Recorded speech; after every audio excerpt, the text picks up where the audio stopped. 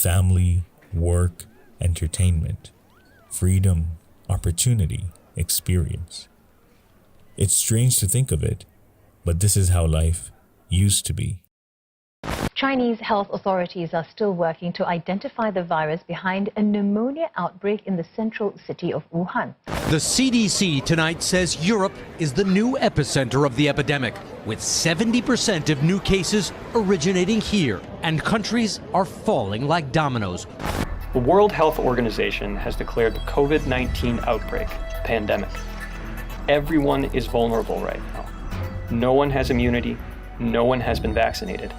There are no approved treatments for the virus, and it's spreading worldwide. It's going to get worse. Suspending all travel. It's worst percentage drop since America, the anxious. The whole world, I feel like, is like shutting down right now.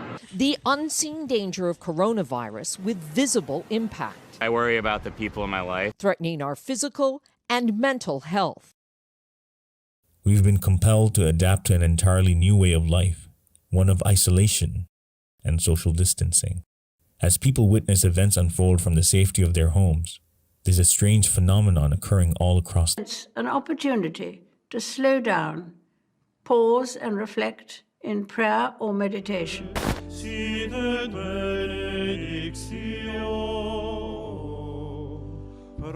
Here at the White House, they're asking for prayer. We may be apart.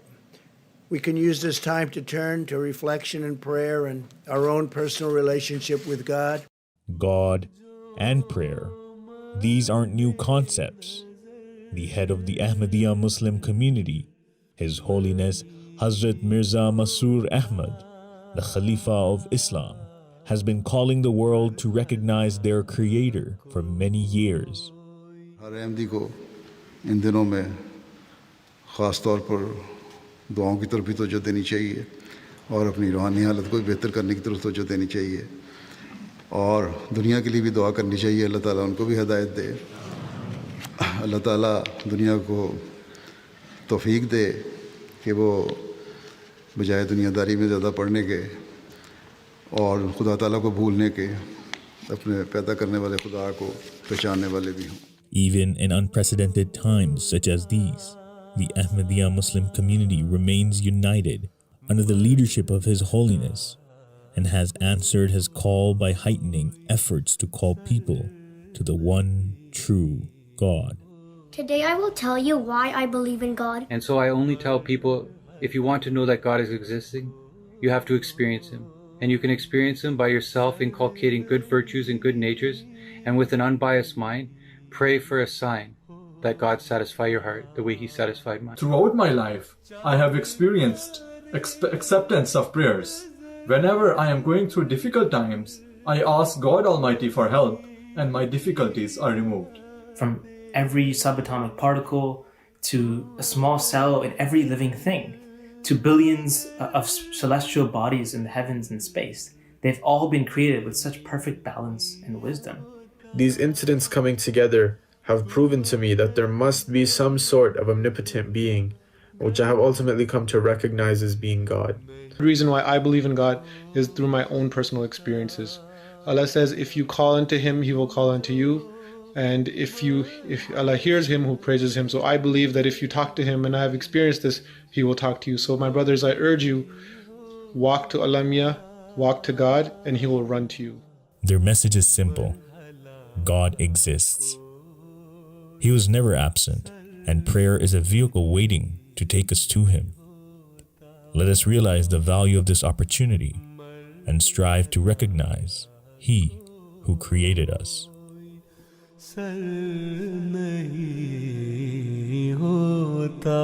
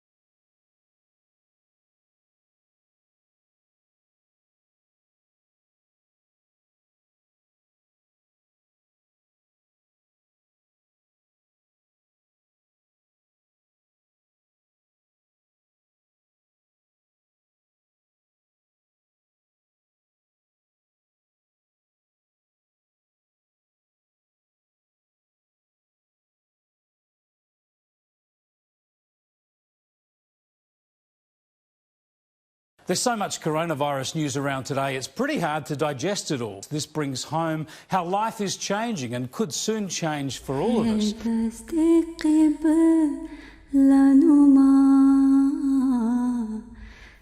We've been here before, where amongst all the chaos, we rose up through patience and prayer.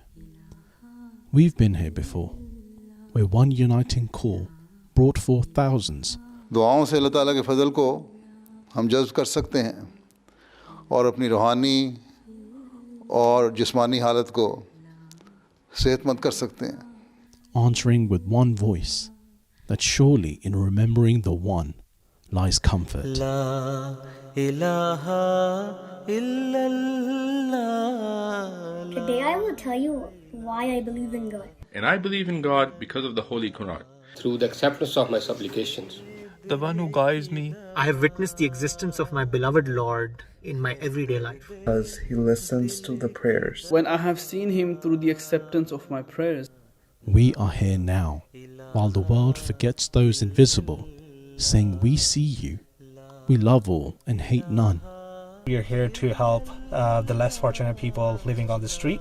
And while you, my neighbor, are in need, we shall look after you. Ahmadiyya Muslim Youth Association, they have mobilized to help Canadians. This is during the COVID-19 pandemic. Let us know anything that you need, whether it's your groceries, your prescription needs to be filled, whether you just need somebody to talk to because you're feeling very lonely. We'll provide any support that we can. And as the streets are quiet, our homes are filled with righteous song, with laughter and fun.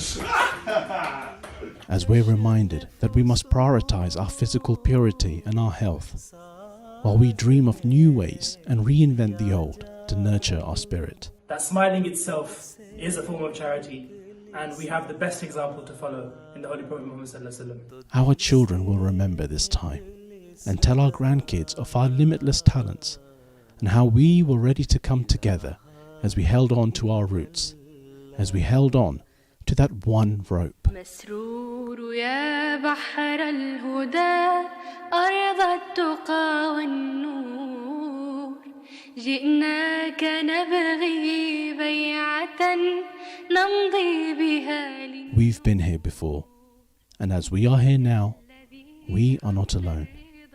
We have that perfect commander ever present to remind us of the next time when we must come together for the sake of everyone. And when that time does come again, through patience and prayer, we'll be ready.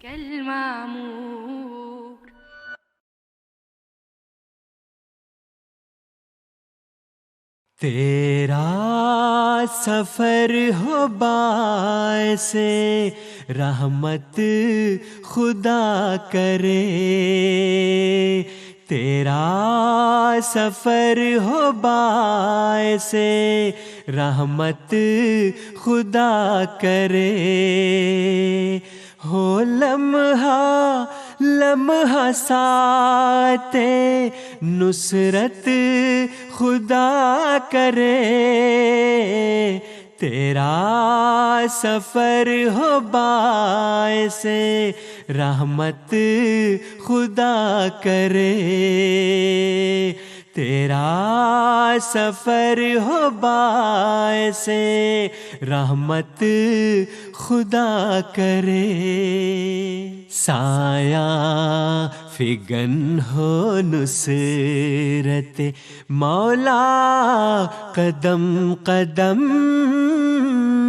साया फिगन हो नुसरत मौला कदम कदम हर मुल्क में तुम्हारी हिफाजत खुदा करे हर मुल्क में तुम्हारी हिफाजत खुदा करे तेरा सफर हो बायसे रहमत खुदा करे मुश्किल कोई बने ना किसी जा भी सद रहा मुश्किल कोई बने ना किसे जा भी सदे रहा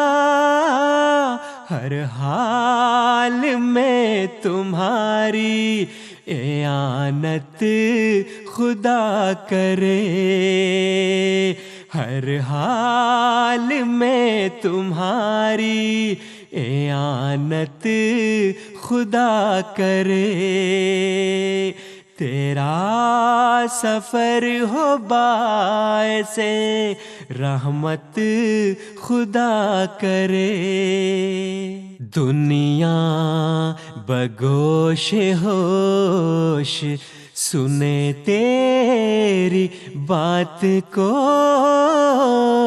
दुनिया बगोश होश सुने तेरी बात को उतरे दिलों में तेरी नसीहत खुदा करे उतरे दिलों में तेरी नसीहत खुदा करे तेरा सफर हो बायसे रहमत खुदा करे रग़बत दिलों में पैदा हो इस्लाम की तरफ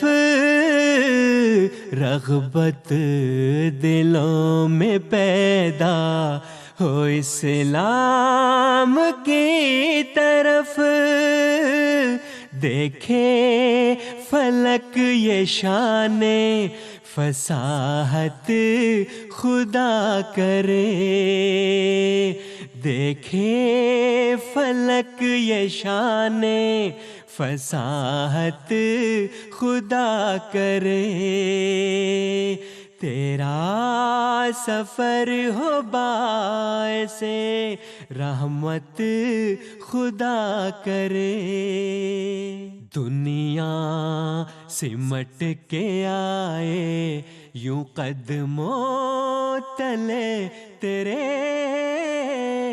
दुनिया सिमट के आए यूं कदमों तले तेरे जाहिर हो तुझसे ऐसी करामत खुदा करे जाहिर हो तुझसे ऐसी करामत The best of people raised for the good of mankind. It's an Ahmadi Muslim's mandate. So when COVID-19 left millions vulnerable, dependent and isolated, Qudamul Ahmadiyya knew exactly its call to duty. Part of a nationwide campaign to become the neighborhood helper, here are 3 stories showing how Qudamul Ahmadiyya is answering that call right across Canada. Assalamu alaikum, Nazim Saab. I'm doing well. How are you? Okay, so you have an order in Mississauga North for the campaign, right? Okay, TK. Just go ahead and text me the details, and I'll make sure that the items get delivered to them. Okay, Jazakallah. Office.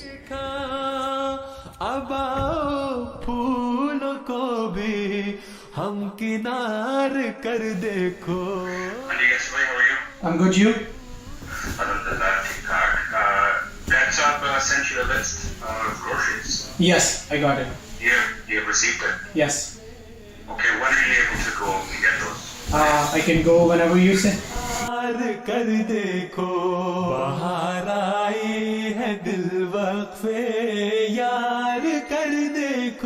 Assalamu alaikum, Khaïd Saab. Oui? Pas de problème, j'arrive tout de suite.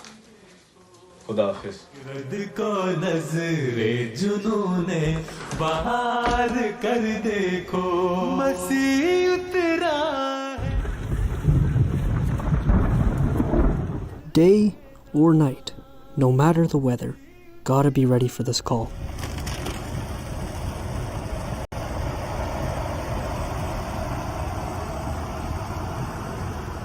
We really have to be grateful living in this part of the world. the health, the wealth. You know, God's given it all. Fruits, grains, eggs, you name it, it's here for us.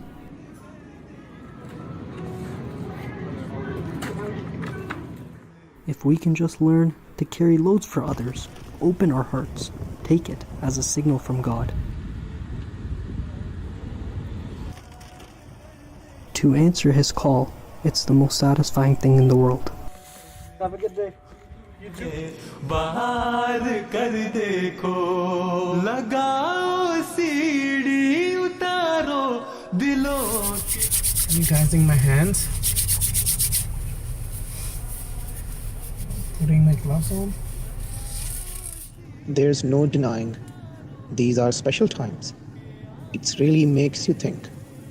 It's like God specifically wants us, younger and healthier Khuddam, to serve and protect His creation at this time. This is a pandemic and it's very serious. But for us, it's a golden opportunity to fulfill our pledge to God.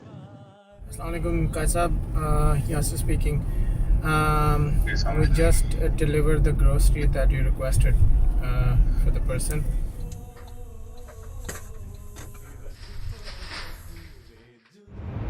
C'est à la fois étrange et à la fois inquiétant qu'au Canada nous sommes arrivés jusque-là. Les écoles, les restaurants, les centres commerciaux sont tous fermés. Et dehors, tout le monde porte des gants et des masques.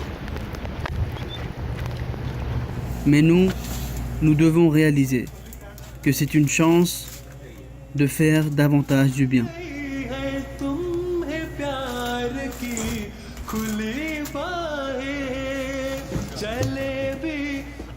Le monde peut bien changer, mais la promesse d'un Khadim avec son Dieu ne changera jamais.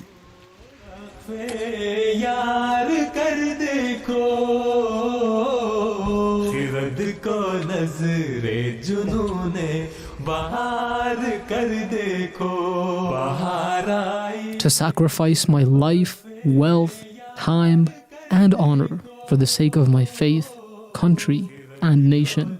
It's not just a pledge, but practice. Not just temporary hype, but a veritable way of life.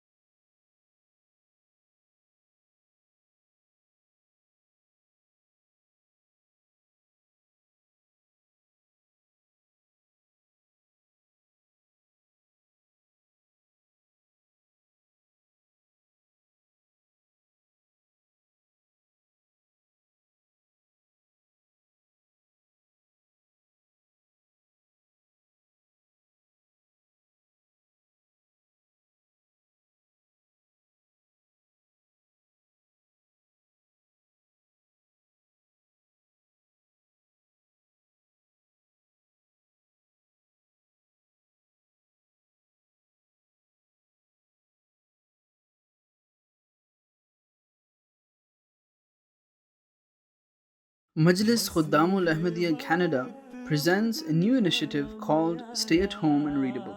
Whilst we are in this situation, we are at home, we have lots of time at our disposal, let's use this time to expand our knowledge and read the books of the promised Messiah alayhi salatu wasalam. I'm going to read the book of promised Messiah, Barakatul Dua. Which book are you reading? The book I'm planning to read while staying home is Noah's Ark. What book are you planning to read?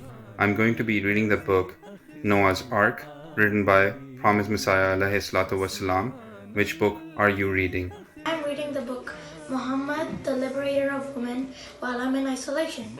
My question to you is, which book are you reading? and I'm about to read A Misconception Removed by Promised Messiah Islam.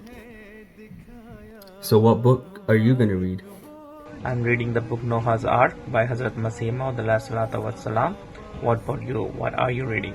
Currently, I'm reading How to Be Free from Sin by Promised Messiah Salam during this time at home. So my question to you is, what book are you reading? I just started reading the book Gunaah se Nijat Kyun Kar Mil Sakti Hai. I am currently reading Malfuzat Volume 1 in English by the Prophet Messiah salam. I'm reading Noah's Ark. What book are you reading? I'm going to start reading a book named Fatah Islam, written by Promised Messiah Wassalam. I decided to read the book of Promised Messiah, the Will, or Al-Wasiyyat. Assalamu alaikum wa rahmatullahi wa barakatuh. Aujourd'hui, je vais lire le livre Pourquoi l'Islam? Et vous, quel livre allez-vous lire? I am going to read, inshallah, Christiano, the Noah's Ark written by Promised Messiah. I have just completed Noah's Ark and started studying Brahine Ahmadiyya Volume 5. Which book are you reading? Assalamu alaikum wa rahmatullah. Assalamu alaikum wa rahmatullahi wa barakatuhu. My name is Zubair Afzal and I have started reading the book of Promised Messiah Islam, Noah's Ark. Which book are you reading?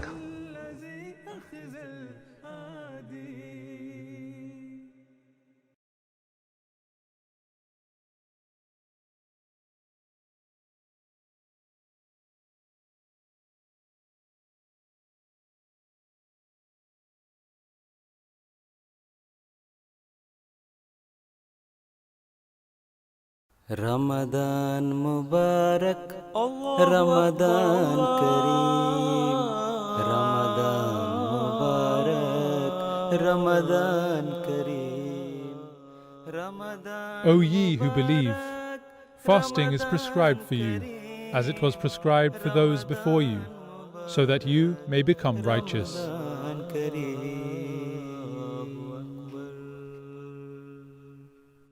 Fasting, a universal tradition practiced since ancient times. While common across all Abrahamic faiths, as well as many polytheistic faiths, it is only Islam that prescribes fasting as a principal article of faith. For 30 days a year, hundreds of millions of Muslims forsake food and drink while seeking the favors of Allah the Almighty through worship. The Holy Prophet Muhammad, peace and blessings of Allah be upon him, once stated, "The earlier part of the month was mercy, its middle, remission from sins, and the last portion was remission from fire." Thus, each 10 days, or Ashra, has its own unique virtue. 10 days of mercy, 10 days of forgiveness, and 10 days to seek refuge from hellfire. Ramadan Mubarak, Ramadan Kareem, Ramadan Mubarak, Ramadan Kareem.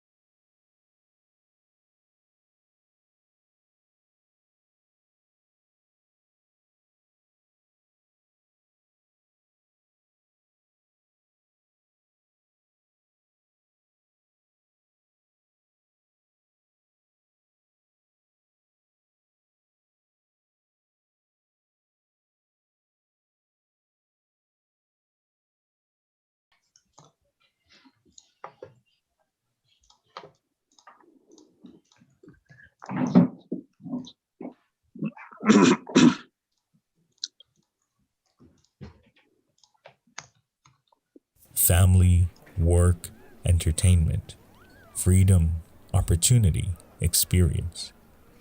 It's strange to think of it, but this is how life used to be. Chinese health authorities are still working to identify the virus behind a pneumonia outbreak in the central city of Wuhan. The CDC tonight says Europe is the new epicenter of the epidemic, with 70% of new cases originating here, and countries are falling like dominoes. The World Health Organization has declared the COVID-19 outbreak a pandemic. Everyone is vulnerable right now. No one has immunity. No one has been vaccinated. There are no approved treatments for the virus, and it's spreading worldwide. It's going to get worse. Suspending all travel. It's worst percentage drop since America, the anxious. The whole world, I feel like, is like shutting down right now. The unseen danger of coronavirus with visible impact. I worry about the people in my life, threatening our physical and mental health. We've been compelled to adapt to an entirely new way of life, one of isolation and social distancing.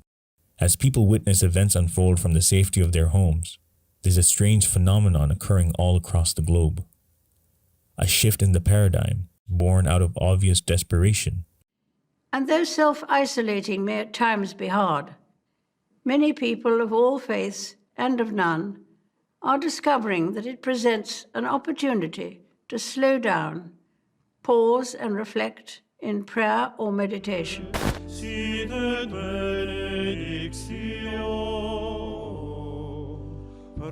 Here at the White House, they're asking for prayer. We may be apart. We can use this time to turn to reflection and prayer and our own personal relationship with God. God and prayer. These aren't new concepts. The head of the Ahmadiyya Muslim community, His Holiness Hazrat Mirza Masroor Ahmad, the Khalifa of Islam, has been calling the world to recognize their creator for many years. हर अहमदी को इन दिनों में ख़ास तौर पर दुआओं की तरफ भी तवज्जो देनी चाहिए और अपनी रूहानी हालत को बेहतर करने की तरफ तवज्जो देनी चाहिए और दुनिया के लिए भी दुआ करनी चाहिए। अल्लाह ताला उनको भी हिदायत दे, अल्लाह ताला दुनिया को तौफीक दे कि वो बजाय दुनियादारी में ज़्यादा पढ़ने के और खुदा ताला को भूलने के अपने पैदा करने वाले खुदा को पहचानने वाले भी हों। Even in unprecedented times such as these, the Ahmadiyya Muslim community remains united under the leadership of His Holiness and has answered his call by heightening efforts to call people to the one true God. Today I will tell you why I believe in God. And so I only tell people, if you want to know that God is existing, you have to experience Him. And you can experience Him by yourself inculcating good virtues and good natures, and with an unbiased mind, pray for a sign that God satisfy your heart the way He satisfied mine. Throughout my life, I have experienced acceptance of prayers. Whenever I am going through difficult times, I ask God Almighty for help, and my difficulties are removed. From every subatomic particle to a small cell in every living thing, to billions of celestial bodies in the heavens and space, they've all been created with such perfect balance and wisdom.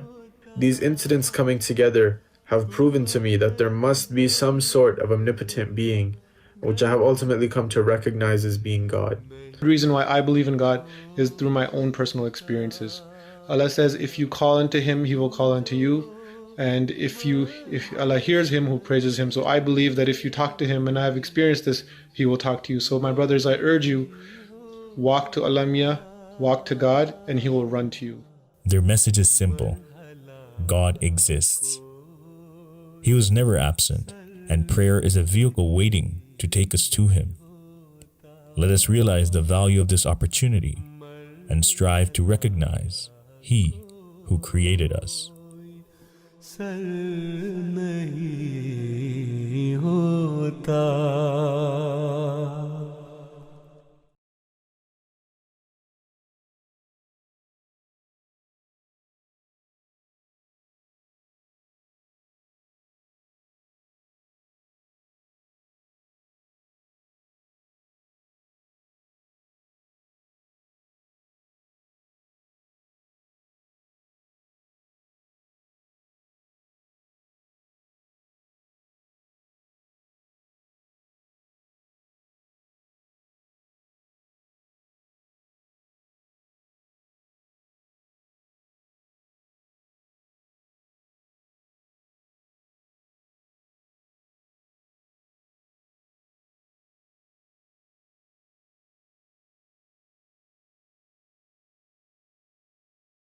we end it? So since we are going to cut down at 3:45.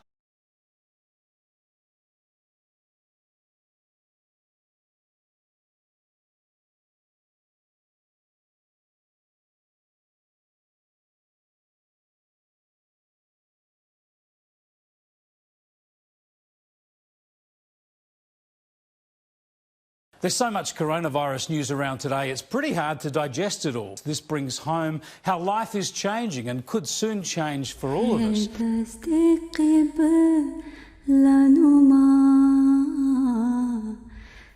We've been here before. We're amongst all the chaos. We rose up through patience and prayer. We've been here before, where one uniting call brought forth thousands.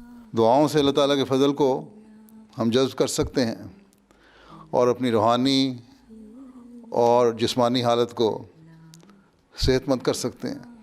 Answering with one voice that surely in remembering the one lies comfort. La ilaha illallah. Today I will tell you why I believe in God. And I believe in God because of the Holy Quran. Through the acceptance of my supplications. The one who guides me. I have witnessed the existence of my beloved Lord in my everyday life. Because he listens to the prayers. When I have seen him through the acceptance of my prayers. We are here now, while the world forgets those invisible, saying we see you, we love all and hate none. We are here to help the less fortunate people living on the street. And while you, my neighbor, are in need, we shall look after you. Ahmadiyya Muslim Youth Association, they have mobilized to help Canadians. This is during the COVID-19 pandemic. Let us know anything that you need, whether it's your groceries, your prescription needs to be filled, whether you...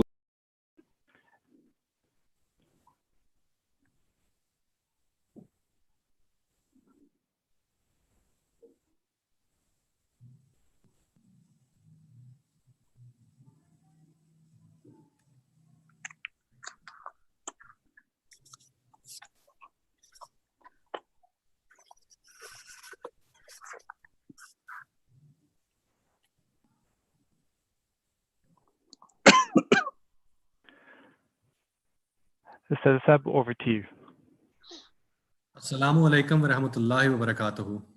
I'm very grateful for everyone that has joined us in our 5th installment of Faith Talks, live, weekly, the online series brought to you by Majlis Ahmadiyya Canada. Last week, we had a faith-inspiring session on the topic of Ahmadiyya in Canada. Before we start the program, I would request Fateen Riyaz Sahib for recitation of the Holy Quran. Assalamu alaikum wa rahmatullahi wa barakatuhu. A'udhu billahi minash shaytanir rajim. Bismillahir rahmanir rahim.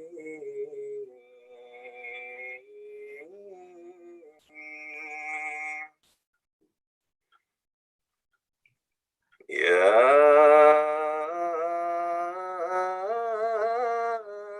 ayyuhalladzina amanu kutiba alaykumus siyam. كتب عليكم الصيام كما كتب على الذين من قبلكم لعلكم تتقون أياما معدودات فمن كان منكم مريضا أو على سفر فعدة من أيام أخر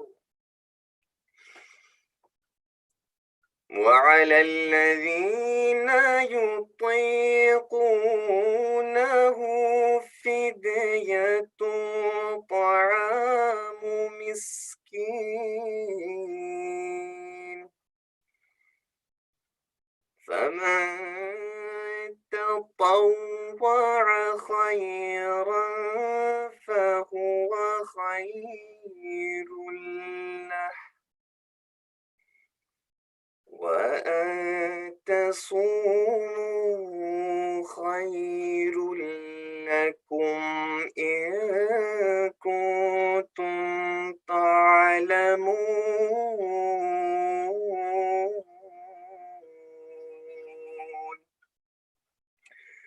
I shall now present the English translation of the verses just recited, taken from chapter 2 of the Holy Quran, verses 184 and 185. In the name of Allah, the Gracious, the Merciful. O ye who believe, fasting is prescribed for you, as it was prescribed for those before you, so that you may become righteous. The prescribed fasting is for a fixed number of days, but whoso among you is sick or is on a journey shall fast the same number of other days. And for those who are able to fast only with great difficulty is an expiation, the feeding of a poor man. And whoso performs a good work with willing obedience, it is better for him. And fasting is good for you, if you only knew. Jazakumullahu ta'ala asan al-jaza Fateen Sahib. Now we go into the program.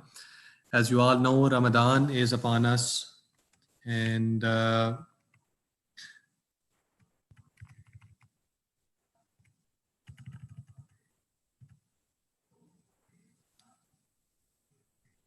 as you all know, Ramadan is upon us. For the next month, we will all be taking part in fasting. We'll be busy in the study and the recitation of the Holy Quran, immersing ourselves in the prayers and remembrance of Allah Ta'ala while holding ourselves to high moral character. You know, there are many benefits of fasting that extend beyond spiritual and moral development. If you look into the latest fitness trends, for example, the concept of fasting is utilized as a means to build one's physical endurance. Furthermore, fasting helps the mental faculties. It is shown to improve focus and keeps us sharp. It is important for us to discuss these benefits because if we understand the value fasting can bring into our lives, we will gain a deeper appreciation of this concept and will help us in our development. Today, we are very fortunate to have a panel of experts to help guide this discussion. We are joined by respected missionaries, Maulana Mirza Muhammad Afzal Sahib, Umair Khan Sahib, and respected Dr. Fawad Khan Sahib. As usual, towards the end, we will have an open question answer session. And to ask a question, similar to last week's, we request you to kindly text your question at 647-863-6017. We will show this number on the screen and encourage all the members to take advantage of this opportunity and ask your questions. And we will try our best to answer as many questions as possible given the short period of time. Lastly, towards the end of the program, I would like to recommend that after this session, all Khuddam and Atfal tune into the virtual Ramadan program, which will be streamed live at 4 p.m. Eastern Standard Time. And it will include messages from Prime Minister Justin Trudeau and Mayor John Tory and others. In addition, we will have presentations by respected missionaries and addressed by respected Amir Sahib. For more information and access to this link, you can visit virtualramadan.ca. Now I request Maulana Mirza Afzal Sahib to kindly lead the discussion.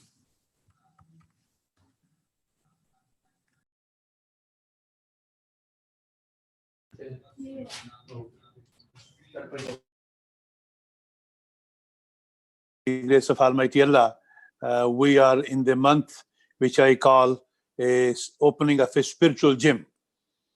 You know, when you look at the this whole concept of month of Ramadan, there are so many benefits to it one can draw. And because of the youngsters' mind, I thought I should come up with something which they can relate to it while benefiting from the month of Ramadan. So I call it a month of strictly going to gym to fix yourself spiritually. Now, those of you who go to gym, you know, if you're not sincere, then this gym is not going to help you. If you do not discipline yourself, you won't benefit from the gym. And if you are not paying attention to what you feed yourself, going to gym perhaps will be a meaningless thing for you. So when we look at the benefit, there are spiritually benefit, there are physical benefit, and there are many other things which we go through this. Now, if those of you who really want to strengthen your spiritual muscles, compare this month of Ramadan, as I said, is a month for a spiritual gym. If you don't have any intention to fix your physical body, you're not going to pay attention. You're going to be eating junk food. You're going to be doing everything, and that will damage your body at the end. And then perhaps the doctors, I would suggest, you know what, you can't eat this, you can't do that, you need to walk, you need to go to gym, you do this, you do that. So for a sane person, for an intelligent young man, and same thing for the old people, exercise and going to gym is very important for all of us to stay healthy. The food we eat, it is just accumulates more fat on your body, and eventually you're going to get sick. Same thing happens with our spiritual body. If we don't feed our body what we really have in our agenda, then we are not going to benefit from it. So you have to be sincere when you go to gym, that you want to really, you're keen to have a good body and good health. Number two, you really have to discipline yourself. If you don't discipline yourself, you're not going to benefit from it. If you are not mindful of what you feed your body, you won't be able to really benefit from it. So you need to really make sure that nothing goes wrong when you are going to gym and you are dealing with your physical body. Now, bringing that into the spiritual mode. If you're not sincere, see, that's why we are taught that every day when you fast for the next day, you're supposed to have a niyat, an intention. I make this niyat, I have the intention to fast tomorrow. Then all day you eat, you get up in the sahari, and then all day you don't do anything, where you feed yourself. You simply stay away from feeding yourself. But then what you do, you increase your vitamins and your supplements into it by offering your prayers, 5 daily prayers, reciting the Holy Quran, getting up for tahajjud, and staying away. Just like when you go to gym, junk food? No, absolutely no. In the month of Ramadan, the Prophet says, you cannot pick a fight, you cannot be cursing each other, you cannot have a confrontation. And if somebody does that, you are given the beautiful suggestion by the Holy Prophet where he says that, just say twice, Inni Simon, listen, brother, I am fasting, I'm not going on that route.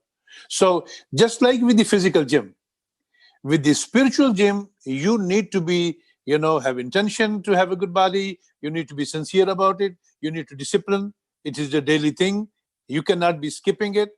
I have seen those youngsters who are sincere to have a good body and have a good health. They are very committed to it.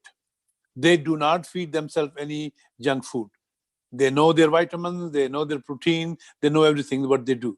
So in the month of Ramadan, if you compare or take this fasting, just like one takes a sincere effort toward having a very physical, healthy body. So what he does, he takes the fats away. And what he does, he brings more muscles to it. So keeping that in mind, if you can do this with your month of Ramadan, the outcome if your physical body is what?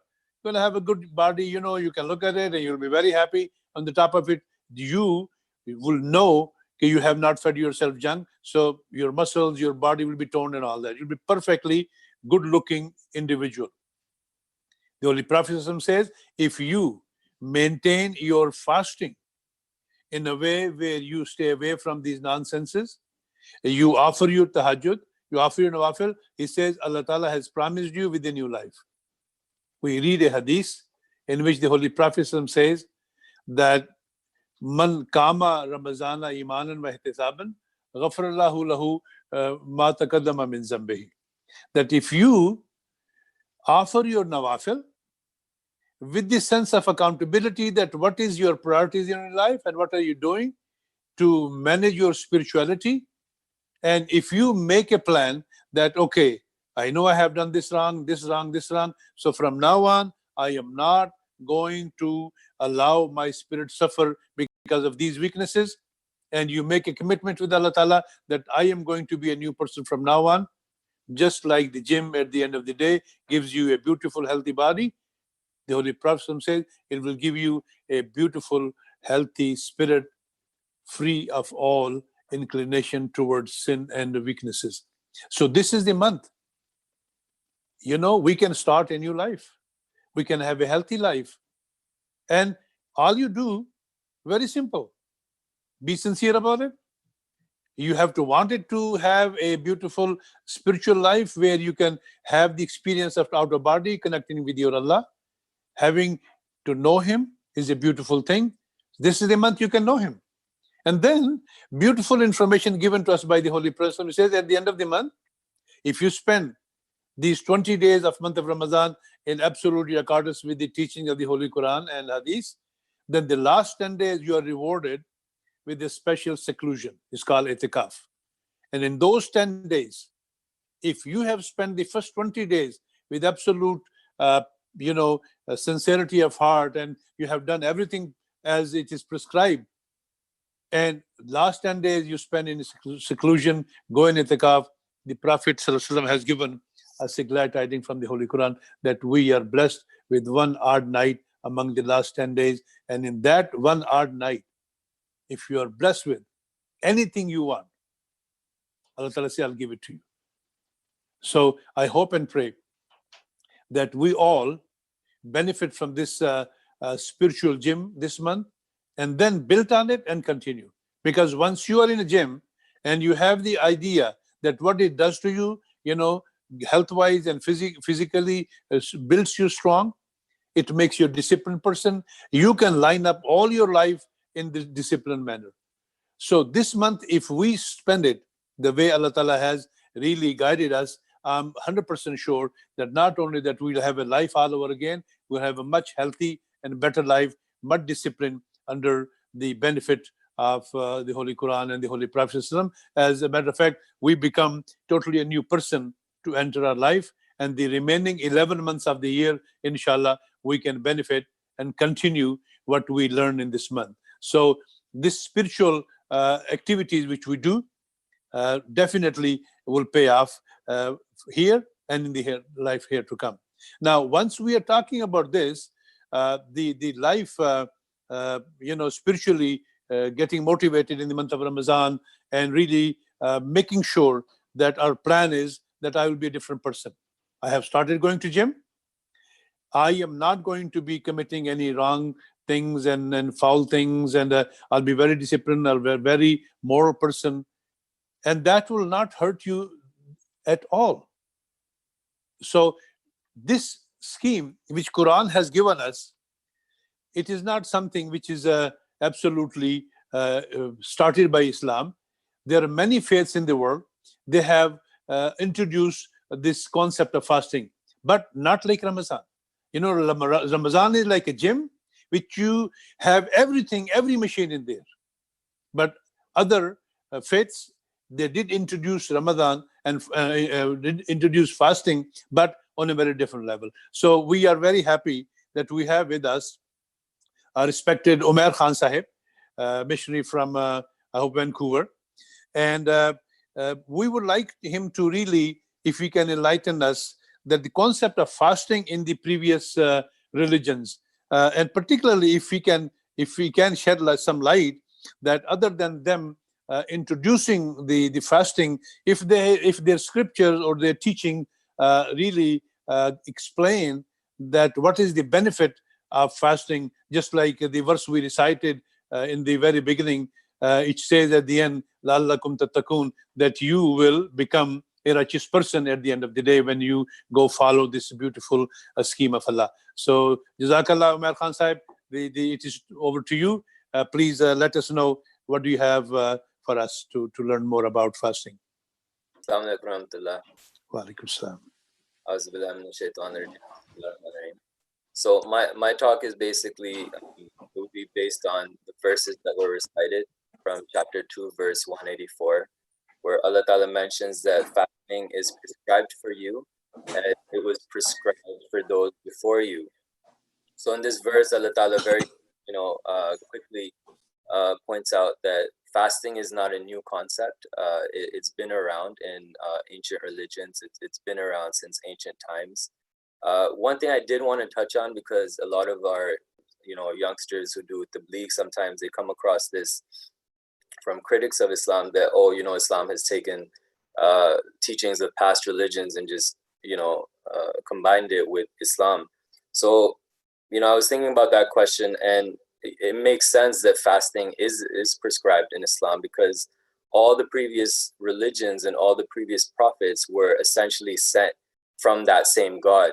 So it makes sense that the God is giving out similar messages across the world to different religions through different prophets. So I plan to just touch on a few points to bring some general religious knowledge based on the concept of fasting in different religions other than Islam. So I'm going to start with Christianity. Now with Christianity, it's kind of interesting because there seems to be a lot of disagreement amongst scholars that if Jesus al-Islam even commanded people to fast, he himself did fast. And if we study, the concept of fasting in Christianity, there seems to be different interpretations depending on the different parts of the world where Christianity is. And it seems to be affected a lot by social, political, and economic factors. So the Lent is the period of fasting for 40 days and penitence, traditionally observed by Christians in preparation for Easter. So these holidays, Christians are known to fast. Now, the significance of the 40 days is traced to the time of Prophet Moses al-Islam, and this is mentioned in Exodus and Kings. Now, when it comes to Jesus al-Islam specifically, in Matthew chapter 4, verse 2, Jesus al-Islam fasted for 40 days before starting his preaching. Now, also the concept of fasting in Christianity is linked to repentance, and we find that in the Bible also. And also in Christianity, they teach that according to the Bible, especially in Matthew chapter 17, verse 21, there is reference to a connection with fasting and seeking nearness to God. So that's interesting because that's very similar also to our concept of fasting. Then moving towards Judaism, their day of Yom Kippur, the Day of Atonement, is the holiest day of the Jewish year. And in Yom Kippur is the only fast day decreed in the Torah. It is a complete 25-hour fast, beginning before sunset on the evening before Yom Kippur and ending after nightfall on the day of Yom Kippur. So according to their holy scripture, their main day of fasting is this day called the Day of Atonement, or Yom Kippur. And Jews are supposed to refrain from eating and drinking all fluids. So that's one difference, is eating and drinking all. So in Christianity, I forgot to mention that they usually don't have that concept of fasting in terms of liquids, and especially also in Hinduism when we come to that. Now, for Yom Kippur, the focus is on spiritual elevation. And one way to do this is to abstain from food, work, material possessions, and superficial pleasures. So more specifically in Judaism, they refrain from 5 things: physical activities and eating and drinking, marital relations, washing, and wearing leather shoes. So this is interesting, specific to Judaism.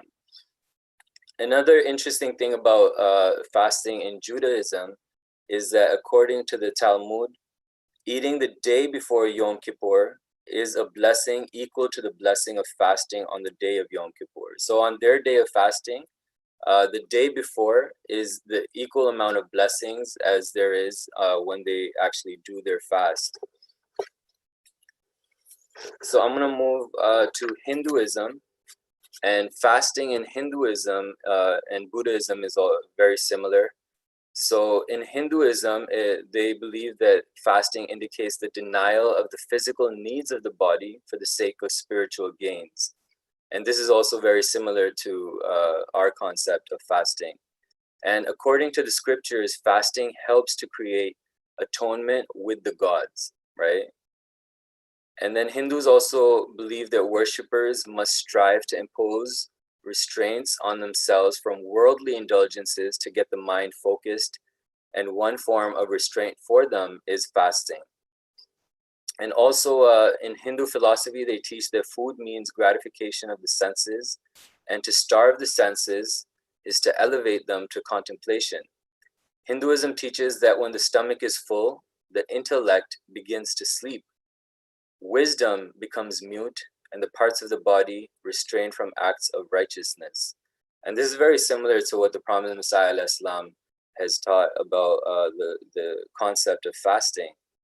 And also in Hinduism, the fast can be on certain days of the month, or certain days of the week are also marked for fasting depending on individual choices and on which god they want to worship. So according to different gods in Hinduism, there are different days of the week that Hindus will fast. And then they have certain festivals which are geared towards focusing on fasting. For example, one festival, it is known that the fasting is done for 9 days. Now in Hinduism, they have an ancient Indian medical system that states that a lot of diseases are purified through detoxification, and this concept is also around in Hinduism, that about and I believe we're going to talk about it today also, the physical aspect of fasting and detoxification of the body. And they say that by fasting, the digestive organs get rest and all the body mechanisms are cleansed and corrected. In some cases in Hinduism, fasting involves abstaining from one meal in the day. However, fasting does not necessarily mean the body has to go without food as a whole. Sometimes it is sufficient to eliminate certain types of food and replace them by others without restricting the quantity.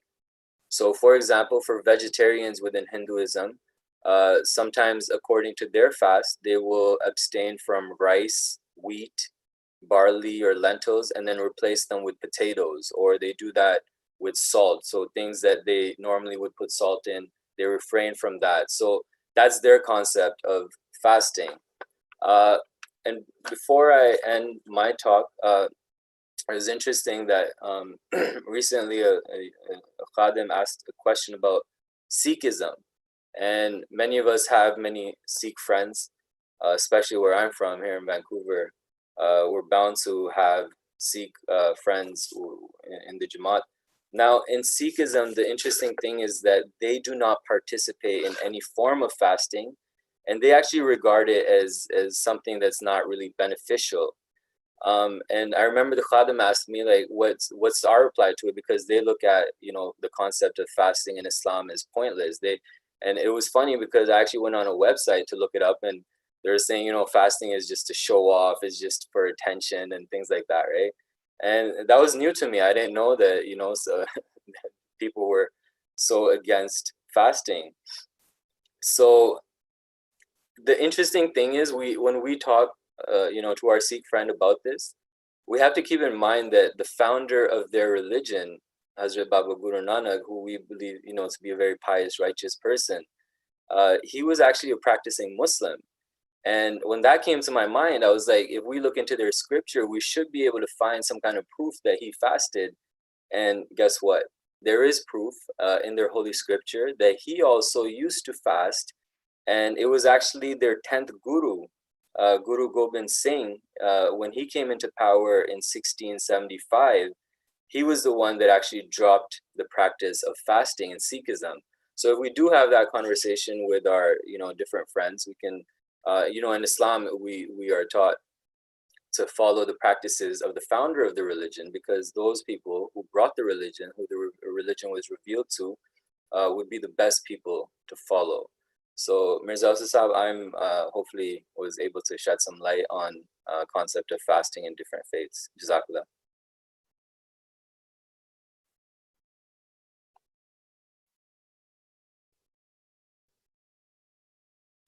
Show off. Staying hungry for 16, 70 hours, if that is a show off, I do not know what would you call it. But now, after speaking of the spiritual benefit of the month of Ramadan and fasting, and then knowing other faiths also doing it, I think very appropriately you touched it at the end, that Sikh brothers, they think fasting is no good for you. So I have Dr. Fawaz Khan Sahib with us, and I would like him to tell us that as we believe that any commandment of Islam has benefit physically and spiritually. With the time, as the science discovers for us, we know many things. So this whole month of exercise physically, not feeding yourself as you normally do, what physical benefit do we have, and how can we benefit during the month of Ramadan appropriately by practicing this 30 days or 29 days of just a very limited drink or food? Or should we fill us up in the morning and then all day just go to sleep, and then at night you eat something? I don't think that will be very healthy. So I hope Dr. Sahib is going to enlighten us. Assalamualaikum. Bismillahirrahmanirrahim. Jazakallah, those were some excellent speeches, and I think it's appropriate to always start with the spiritual benefits of fasting, because that is the primary purpose of fasting. And I look at the physical benefits of fasting as more of a byproduct of fasting, but I think it's still important to be aware what are the physical benefits of fasting, because perhaps that can further motivate us to stay strict with our fasting. So inshallah, I'm going to share my screen so we can see some slides, and hopefully keep it as engaging as the previous speakers. So my dear viewers, the purpose of Ramadan, as I mentioned and as was previously mentioned, is to uplift our spirituality and to gain nearness with God. But there are a lot of untold sort of physical benefits to fasting, some of which we are aware of with regards to weight loss and maybe feeling better subjectively. But today I'm going to present on maybe what does the scientific community say about the physical benefits of fasting, because nowadays, in today's day and age of evidence-based medicine, and in the last several decades, there is this rising movement towards science being the backbone of our beliefs. So I think it's also important to look at the science behind fasting, and that can also further strengthen our belief in Islam and Ahmadiyya. So a couple of things to think about: is fasting really only beneficial for weight loss, or does it really have some other health benefits that we're not aware of? And does research support this? And then especially during this time, during this pandemic, should we be cautious about anything with regards to fasting? And maybe what does Hazur Aidul Talib bin Nasl Aziz say about this? So in the tilawat that was recited just at the start of the session, beautifully, Allah says in chapter 2, verse 185 of the Holy Quran, that fasting is good for you if only you knew. Now, this prompted me to think that, Allah obviously knows best with regards to what is best for us, but perhaps, Allah is alluding to the physical benefits or physiological benefits that are happening in our body that we're just not aware of. And He's prescribed this to us 30 times a year. So that got me thinking that there must be other benefits aside from the spiritual benefits to fasting. Now, more recently in 2019, the Buchinger Wilhelmi study was one of the largest fasting studies that was conducted. And there's been several fasting studies prior to this, but this is one of the more recent and one of the largest studies in this manner. And it actually incorporated over 1,400 patients, and they observed people over a period of a year. And each person was fasting between 4 and 21 days. Now, mind you, they were also under a caloric restriction, so that means that they weren't able to overeat, and they also incorporated some physical exercise. And this study showed that there were a lot of cardiovascular and general health benefits to fasting, even though people were only fasting for as short as 4 days. And that people who fasted for longer periods of time, for up to the 21-day period, showed even more improvements in different regard. And we'll talk about that. So I've sort of summarized a lot of the health benefits from fasting, and you would almost think it's like a magic pill and you wonder why this is not prescribed by doctors. And I myself, when I was looking into this, I was pretty alarmed at all of the health benefits of fasting, and this is only what we've discovered so far. And inshallah, I'm going to touch briefly on these during my presentation. So the first one is the weight reduction, and this is the one that most of us are aware of. And simplistically speaking, essentially, because we tend to be in that caloric deficit, so we're eating less calories than we're burning off. Over a period of 30 days, this can amount to significant weight loss. And we won't talk about that in the presentation today, but weight loss in general has a lot of health benefits. But there's also one other important thing that fasting does, and it puts us in the state of ketosis. Now, normally our body uses glucose, which is a naturally occurring sugar in most foods. And this is mostly used for short-term energy. But ketosis is a state where our body starts to use that energy that we use long-term, like our fat, and it starts to use that for a short-term basis. Now, over a period of fasting, we become a lot more efficient in this process, and eventually we can do a lot more with less. So there is one caveat though. There was a study published in 2011 in Saudi Arabia, and they found that people actually gained weight after the month of Ramadan. So something to be cautious about, that simply because you are fasting does not mean that you will derive all the health benefits. And you should try to watch your overall food consumption, perhaps trying to avoid sort of the unhealthier foods like the fried foods and foods that are higher in sugar. Of course, it's a lot more challenging than said, because when we're breaking our fast, that's the last thing on our minds. Another health benefit that I was not previously aware of, and maybe perhaps my fellow viewers are not as well, is that it actually helps with your blood pressure. So in this study, and even in previous studies, it's been shown that your blood pressure actually is reduced quite significantly over a prolonged period of fasting. Now, in general, when you lose about 2 pounds of body fat or mass, you reduce your blood pressure by about 1 millimeter mercury. And for those of you who are aware of blood pressure, that can amount to quite a significant decrease in your blood pressure when you've amounted to more and more weight loss. Now, there's other mechanisms behind it, and it's not simply because of weight loss, but inshallah, maybe in future discussions or through questioning, I can elaborate on that as well. As was mentioned by respected Rabi Sahib, that there is this regeneration of your immune system. And to sort of explain that just briefly, back in 2018, scientists made a pretty remarkable discovery that even fasting for a period of 3 days, you can essentially regenerate your whole immune system. Now, what this means is that this fasting was sparking our stem cells, which are those cells that can essentially replicate into any type of cell in our body. And these cells were replicating into different immune type cells, like our white blood cells that fight off infections and diseases. So it was found that after a period of fasting, during this period, some of these cells were reduced because of the breakdown of these cells, but eventually upon refeeding, a lot of these cells were regenerated from the stem cells.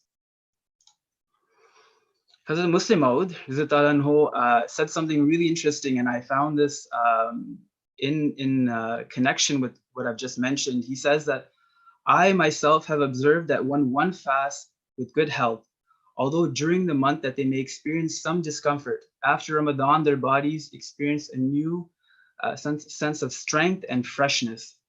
And this made me think about some of these physiological benefits that we're talking about. And Hazrat Muslim Maud has mentioned this in the commentary of the Holy Quran. Another benefit is that it reduces our blood sugar and our cholesterol. So there have been other studies as well that have shown that fasting, even for shorter periods, helps with our blood sugar. But the thing I want to point out here is that there's a marker called the hemoglobin A1C, which actually measures your sugar levels in your blood over a long period of time. And it showed that fasting for this 20-day or longer period actually reduced that, which means that it has a pretty significant impact on people who might be at risk for diabetes, or they're pre-diabetic, or they have diabetes. And this can actually really help improve and control their blood sugar levels. Again, another physiological benefit is cholesterol. And some studies have shown, and even this Wilhelmi study showed, that the fasting lowers your sort of bad cholesterol and improves your good cholesterol. And that ratio between the good and bad cholesterol is actually what's really important for our health. So that's a pretty significant health benefit from fasting. Now, something that we may have experienced, we get a euphoria from fasting, we feel a lot better. And in today's day and age, mental health is becoming an increasingly prevalent subject in our society. And that can also be fasting can also be beneficial for our mental health. And despite the hunger in this Wilhelmi study, and they were under a pretty severe caloric restriction as well, it showed that all these participants showed a significant improvement in their mood, emotional, and physical well-being, which is really important as well. So although we won't get into much detail today, but scientific studies have also shown an increase in what we call neurogenesis and neurotropic factors, which helps to regenerate our nervous system and is important for our brain health. And one last thing I want to mention from this slide is that, we don't often think about this when we're thinking about our physiology, but a physical benefit is that it helps to curb some of our physical addictions as well. So perhaps we are struggling with some substance use, smoking and whatnot.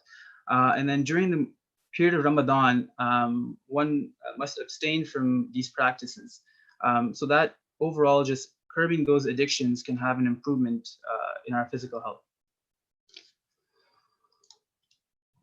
And the last health benefit that I wanted to touch on is one of the most interesting to me when I was reading on this subject, and that is fasting in the improvement of cancer and the prevention of cancer. Now, this was actually discovered initially by a Japanese biologist. His name was Yoshinori Ohsumi, and he won a Nobel Prize in medicine in 2016 for this pretty profound research. Now, he essentially conducted research on how cells recycle themselves and how they renew their content, and a process that was called autophagy. Now, it was discovered that eventually starvation or periods of prolonged fasting for 12 hours or more would actually activate this process. Now, during this process, our cells start to get rid of damaged parts and get rid of sort of foreign bodies and viruses and bacteria. Even animals, plants, and single-celled organisms showed this process and an ability to survive during periods of famine. And after this research that was initially done by Mr. Yoshinoru, there were a lot of countless thousands of studies that were done after this showing the health benefits of this process of autophagy, some of which are sort of mentioned here on the slide. For example, a study in 2019 showed that this process can help stall the development of cancer cells. It's been linked towards longevity, improved liver health, even diseases like dementia and Parkinson's have been shown improvement or prevention with this process. Even exercise, for those of you who don't know, even exercise has been shown to stimulate this process of autophagy, sort of in smaller effect size, which again lays the importance of trying to keep active during these periods of fasting in Ramadan and in our general daily lives.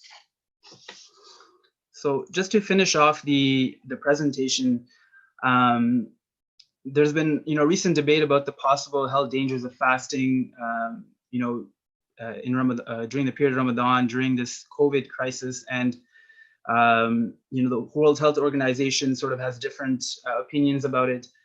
Hazur has mentioned in his recent Friday sermon on Friday that you should continue to fast despite this pandemic, unless you are developing symptoms. And in that case, you should try to avoid fasting and do it at a different time. And he had mentioned in a previous sermon, and I'll end with this, the ultimate tool we have at our disposal is that of prayer. We should all pray for the entire world that Allah the Almighty may save mankind from the harmful effects of this virus. Furthermore, may Allah grant health to all Ahmadi Muslims alongside the ability to become stronger in their faith. Ameen. Jazakallah sajda.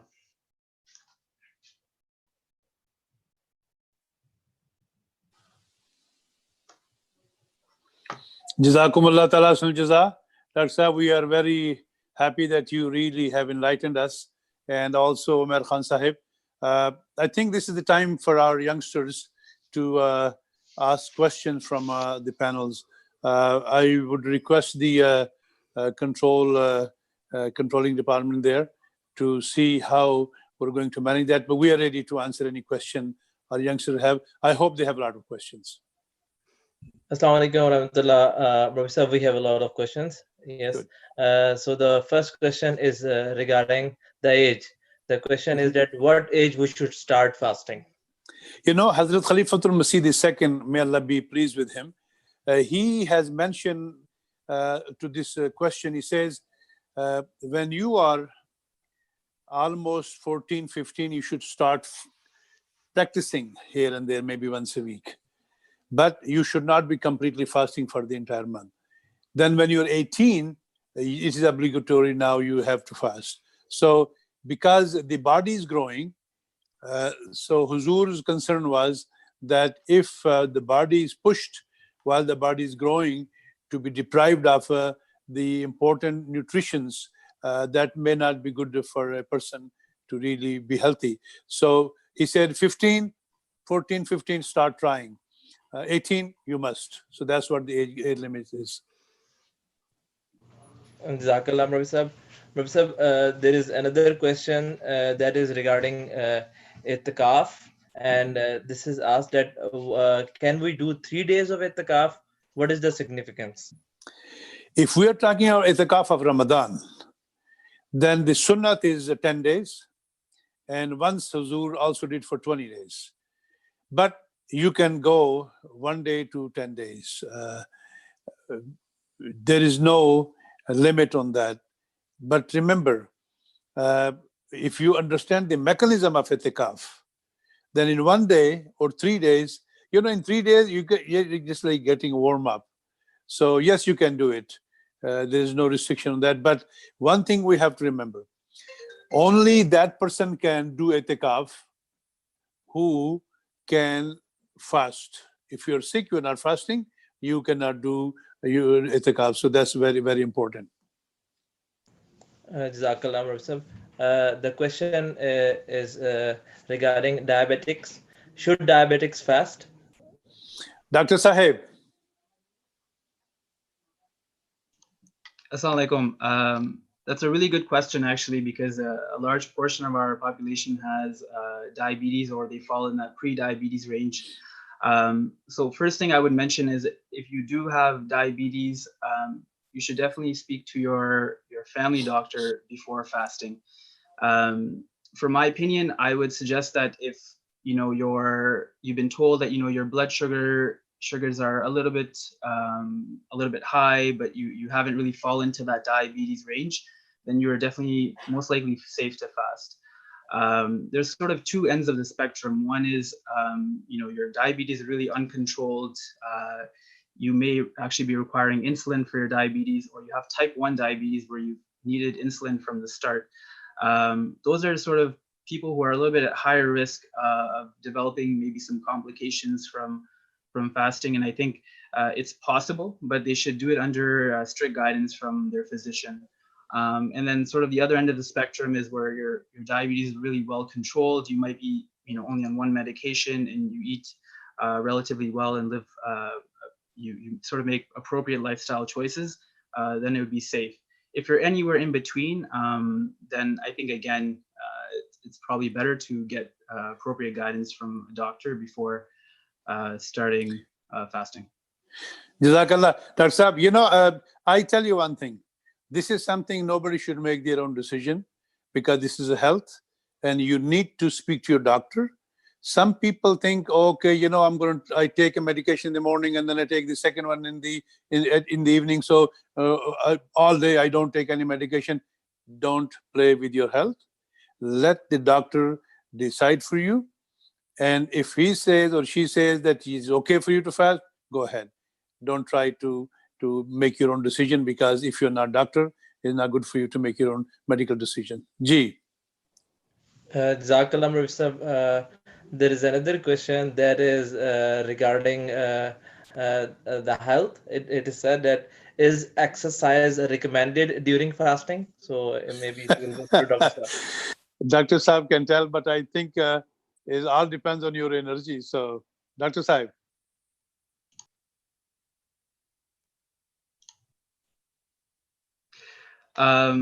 So exercise during fasting, I think this can be pretty subjective, because I think it depends on if you have any medical conditions, what is your exercise tolerance level? Have you exercised before? So if you're somebody who exercises normally when you don't fast, then I think it's most likely safe that you do it during your fasting, but just make sure that you're maybe not overexerting yourself, maybe beyond what you normally do. If you're someone who normally does not exercise, I would sort of advise that maybe waiting for Ramadan to finish, and maybe just going for regular walks and sort of lower intensity exercise during this time of Ramadan. Jazakallah. Jazakallah. So, Murabbi, the next question is again regarding one of the condition, that is, what is the considered traveling that is allowed during fast? Very simple. The Promised Messiah says the definition of traveling, or journey we call it, it is when we really pack our bags and we know for certain where are we going to travel. So keeping that in mind, your traveling is determined by your plans. But one thing very beautifully Khalifatul Masih Sani has mentioned, he says, if one can travel after doing Sahri and can easily get to his destination before the fasting time is over, and he can break his fast there, and he does not feel any hardship, he should fast. But his point was that Quran says that while you are traveling, وَإِن كُنْتُمْ فِي سَفَرٍ, when you are during the travel, you are in the middle of your traveling, so you should not fast. But he says if you can start your fasting when you're not traveling, and then you start your travel, and then you get to your destination before it ends, then you can fast. But again, these are the gray areas. Every individual has to make his own decision that, is this a travel? Number one. Number two, is it a painful journey, or is it something where he can start right after Sahri and get there before Iftari without any physical, stressing yourself? then he should do that. But Quran says that when you are traveling, you should not fast. Jazakallah, Professor. The next question is regarding Laylatul Qadr. Can you explain the concept of Laylatul Qadr and what are the ways we can experience Laylatul Qadr? Laylatul Qadr is absolutely a phenomenon which Quran has discussed and the Holy Prophet Sallallahu Alaihi Wasallam. I'll be very brief on that. You can read a lot of materials available online. Laylatul Qadr is a night of decree, call it. And that night falls in the last 10 days of the month of Ramadan, and it is one of the odd nights. So if one is lucky to observe itikaf and find that, now, how do you know it is Laylatul Qadr? Many people say, how would I know? I tell you, people who have experienced it, they have shared this feeling that Allah Ta'ala kind of communicates to you and gives you this information that this is Laylatul Qadr. So Laylatul Qadr is the odd night among the last 10 days of Ramadan and those who do itikaf. But again, remember, it is not that you just play around for the first 20 days and then suddenly you lock yourself in the month of Ramadan, last 10 days, and hope, okay, one of the odd nights you're going to be, seeing this night. This doesn't happen. It is a whole discipline thing, as I mentioned in the beginning, that you absolutely have to follow the commandments of Allah Ta'ala when you fast. No nonsenses. Doing your zikr ilahi, reciting the Holy Quran, offering your nawafil, and repenting on your things which you have done.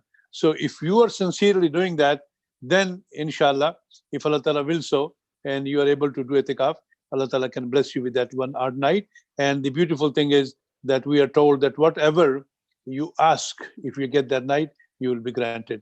Hazrat Aisha, Radhiyallahu Ta'ala anha, the wife of the Holy Prophet, asked the Prophet that what if I am blessed with that night, what should I pray? He gave her the beautiful way. He says, you should pray that Allahumma innaka afuwun tuhibbul afwa fa'fu anni. Oh Allah, you are a forgiver being, and I request you to please forgive my sins. Jazakallah, Professor. There is a question regarding different religion and fasting. It is said that it is asked that why fasting is for 30 days in Islam. What is the wisdom in this number? If Umair Khan Sahib. Yes, Umair Sahib, jump in, please. Assalamu alaikum warahmatullah. So it's an interesting question, and I came across an answer that Hazrat Khalifatul Masih Sani Radhiyallahu anhu gave, and he explained that one of the wisdom behind this is that a set number is important because in different religions, there's no set number, right? And there's leniency. So what ends up happening is that certain people in the congregations or followers of that religion will do it, and certain people will do it to an extreme, and then certain people will do it very lightly. And how I mentioned, like in certain religions, like one concept of fasting is that if you usually put salt and you don't put salt, that will be considered fasting.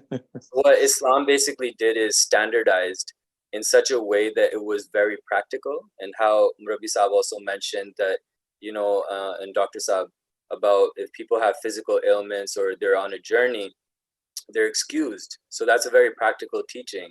And the other thing was that it's important, and Rabbi Saab gave an example of the whole gym scenario, right? And there's a lot of different physical exercises you have to complete within a certain day, right? A popular one a lot of our Khuddam know is P90X, right? It was for exactly 3 months. So it's a standardized way to how in the physical world we have set days to take care of our bodies physically.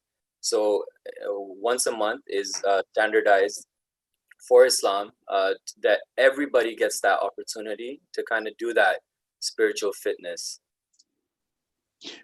Beautifully mentioned. Let me tell you one thing. Like I gave the example of physical gym. You don't continue, you're going to be lazy. Your muscle is not going to be really helping you to develop a good body.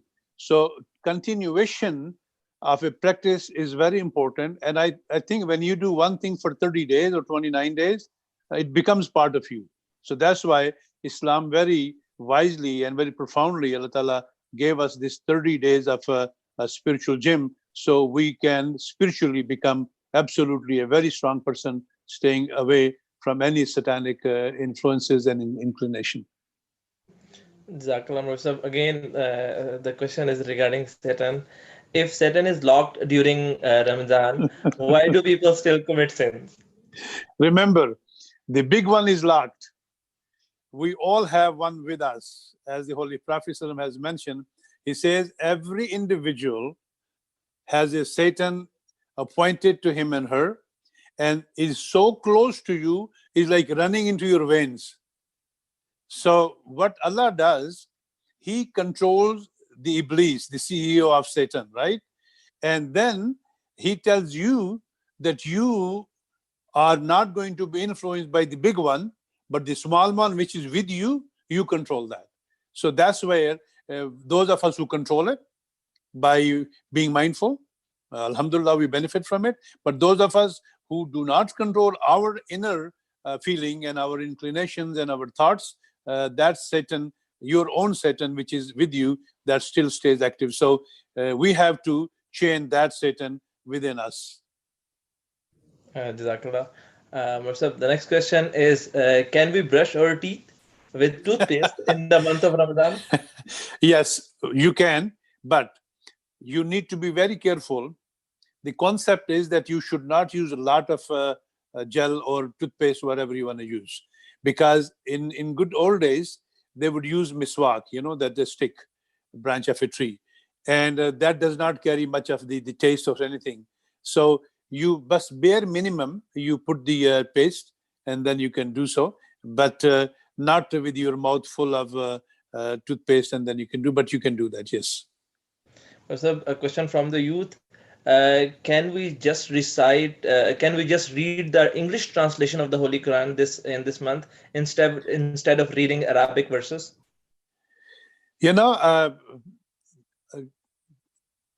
Quran is revealed in Arabic, right?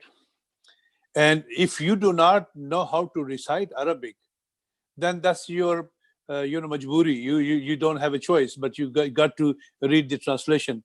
But let me share with you one very brief thing.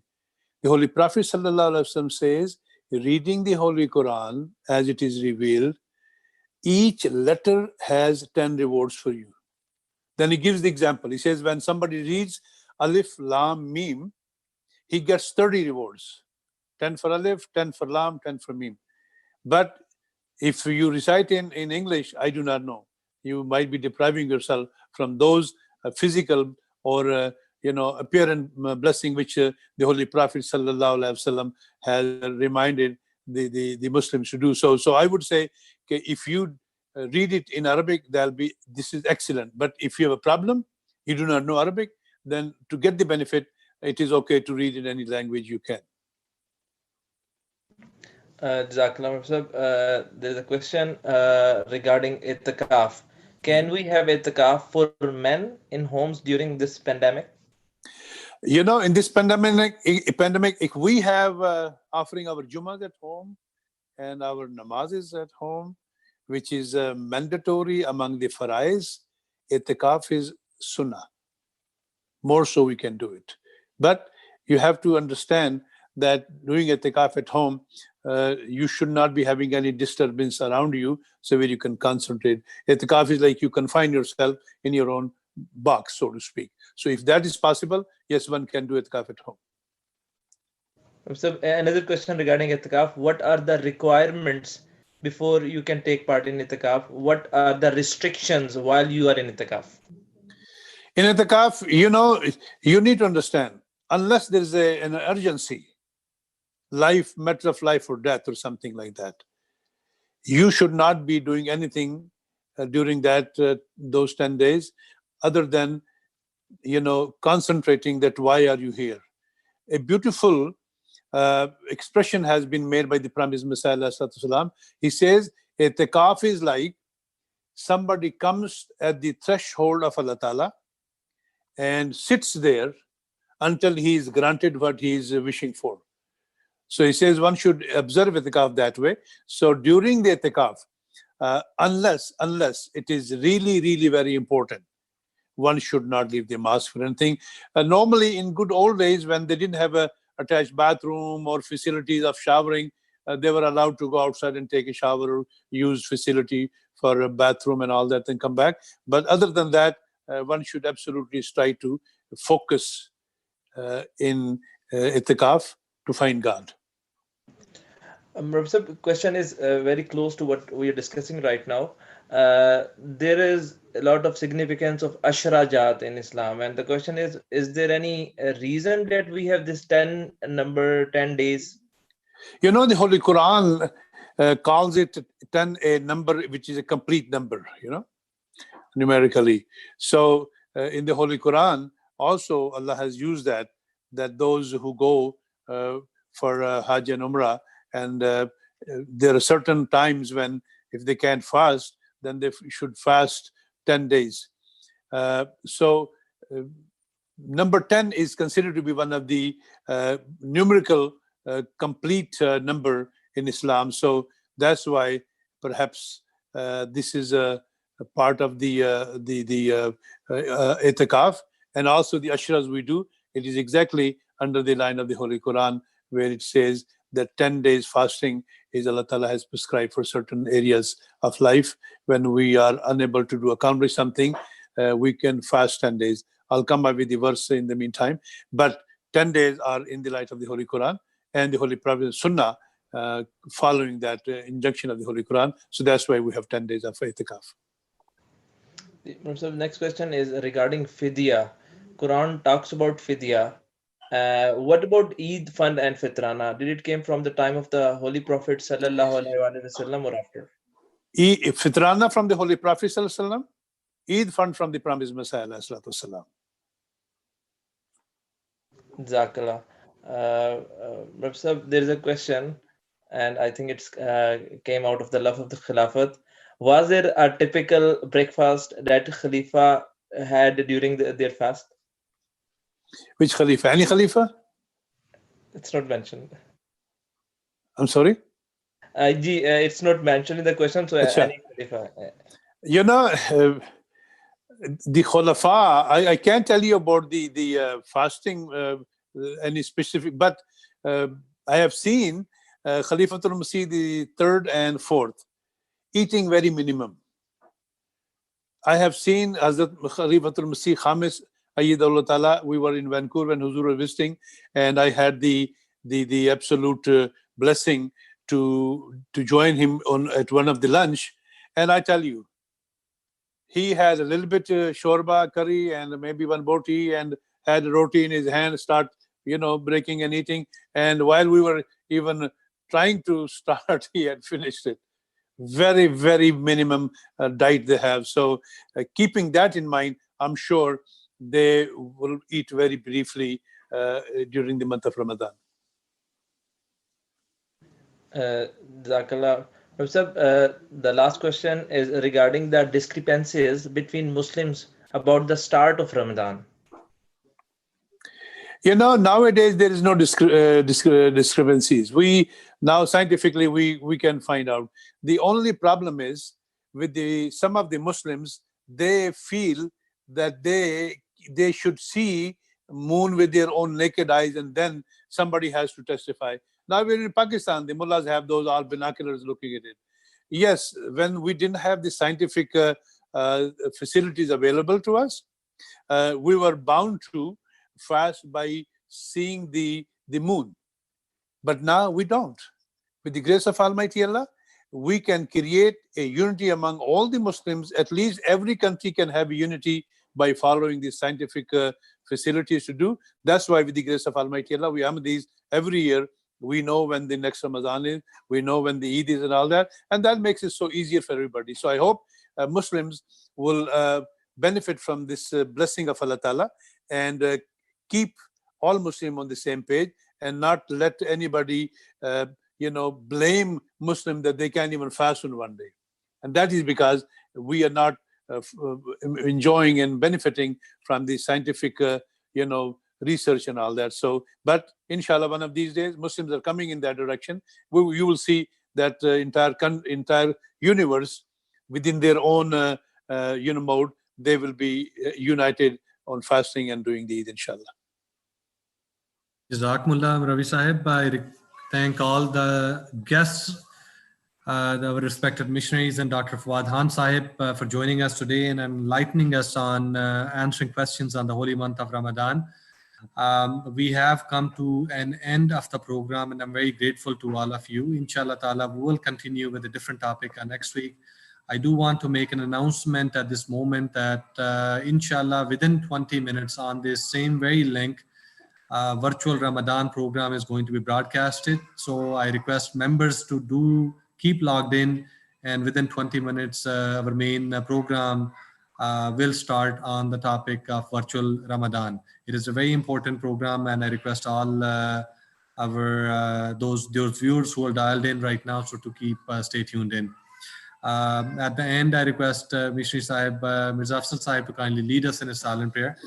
Yeah. May Allah bless this program, and also may Allah enable all of us to keep fasts, and may, as per Hazur's instructions, as read out earlier by Dr. Fawad Sahib, let's remember our Ahmadi fellows in our prayers as well, and also those members who are affected by the COVID-19, that may Allah keep all of us safe during this pandemic. So, Rabbi Sahib, if you could lead us in silent prayer so we can conclude this. Yes, please join me in silent prayer.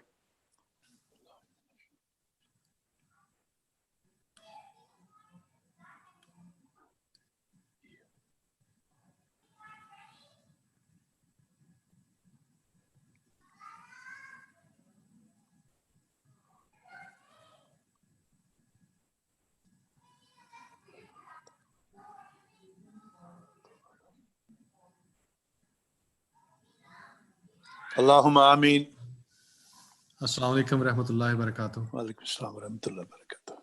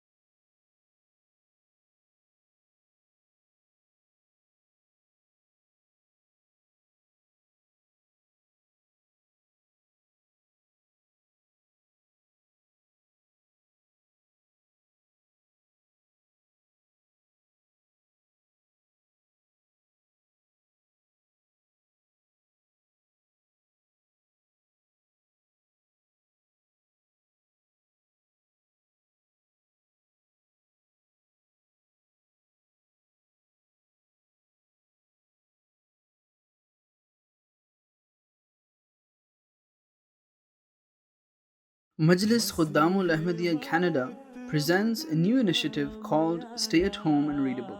Whilst we are in this situation, we are at home, we have lots of time at our disposal. Let's use this time to expand our knowledge and read the books of the promised Messiah, alayhi salatu wasalam. I'm going to read the book of promised Messiah, Barakatul Dua. Which book are you reading? The book I'm planning to read while staying home is Noah's Ark. What book are you planning to read? I'm going to be reading the book Noah's Ark, written by Promised Messiah alayhi salatu wasalam. Which book are you reading? I'm reading the book Muhammad, the Liberator of Women, while I'm in isolation. My question to you is, which book are you reading? And I'm about to read A Misconception Removed by Promised Messiah alayhi salam. So what book are you going to read? I'm reading the book Noah's Ark by Hazrat Masih Maud alayhi salatu wassalam. What about you? What are you reading? Currently, I'm reading How to Be Free from Sin by Promised Messiah alayhi salatu wasalam during this time at home. So my question to you is, what book are you reading? I started reading the book गुनाह से निजात क्यों कर मिल सकती है. I am currently reading Malfuzat Volume 1 in English by the Prophet Messiah alayhi salam. I'm reading Noah's Ark. What book are you reading? I'm going to start reading a book named Fatah Islam, written by Promised Messiah ﷺ. I decided to read the book of Promised Messiah, The Will, or Al-Wasiyyat. Assalamu alaikum wa rahmatullahi wa barakatuh. Aujourd'hui, je vais lire le livre Pourquoi l'Islam? Et vous, quel livre allez-vous lire? I am going to read, inshallah, Kashtianu, the Noah's Ark written by Promised Messiah. I have just completed Noah's Ark and started studying Brahine Ahmadiyya Volume 5. Which book are you reading? Assalamu alaikum wa rahmatullah. Assalamu alaikum wa rahmatullahi wa barakatuhu. My name is Zubair Afzal and I have started reading the book of Promised Messiah al-Islam, Noah's Ark. Which book are you reading?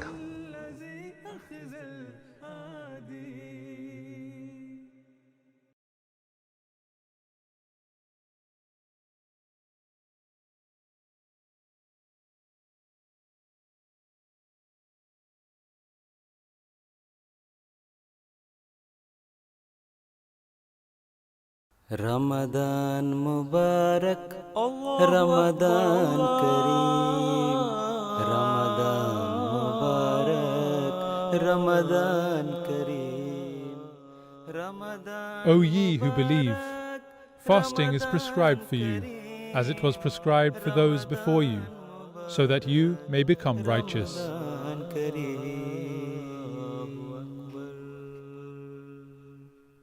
Fasting, a universal tradition practiced since ancient times. While common across all Abrahamic faiths, as well as many polytheistic faiths, it is only Islam that prescribes fasting as a principal article of faith. For 30 days a year, hundreds of millions of Muslims forsake food and drink, while seeking the favors of Allah the Almighty through worship. The Holy Prophet Muhammad, peace and blessings of Allah be upon him, once stated, "The earlier part of the month was mercy, its middle, remission from sins, and the last portion was remission from fire." Thus, each 10 days, or Ashra, has its own unique virtue. 10 days of mercy, 10 days of forgiveness, and 10 days to seek refuge from hellfire. Ramadan Mubarak, Ramadan Kareem, Ramadan Mubarak, Ramadan Kareem.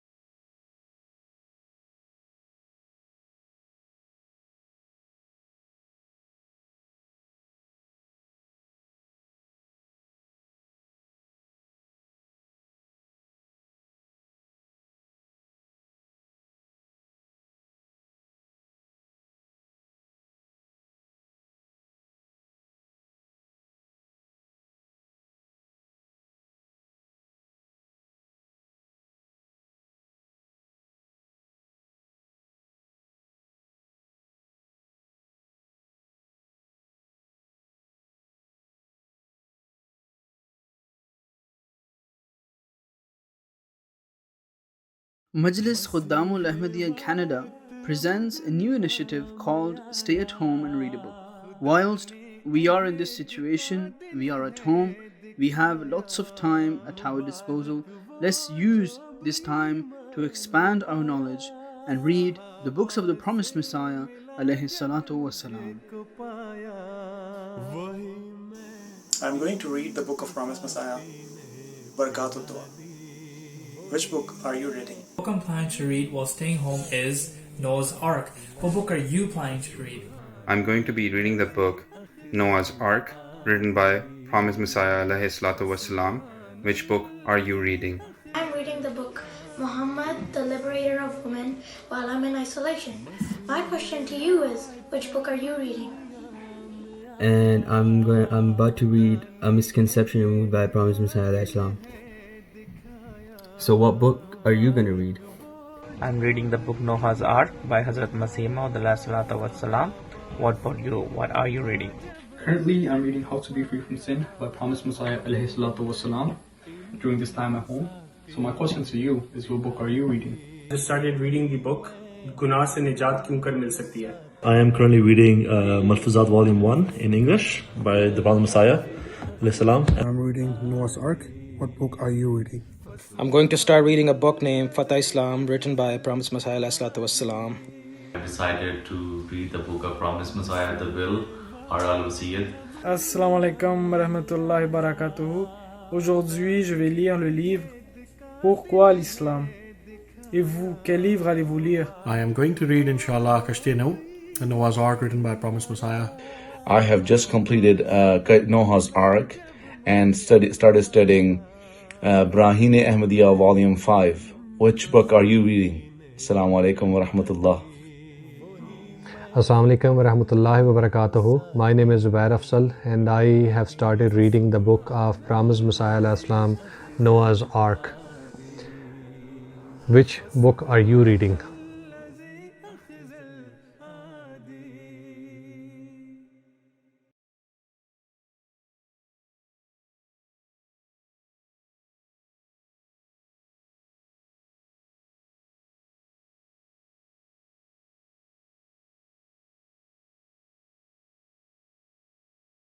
Ramadan Mubarak, Ramadan Kareem, Ramadan Mubarak, Ramadan Kareem, Ramadan. O ye who believe, fasting is prescribed for you, as it was prescribed for those before you, so that you may become righteous.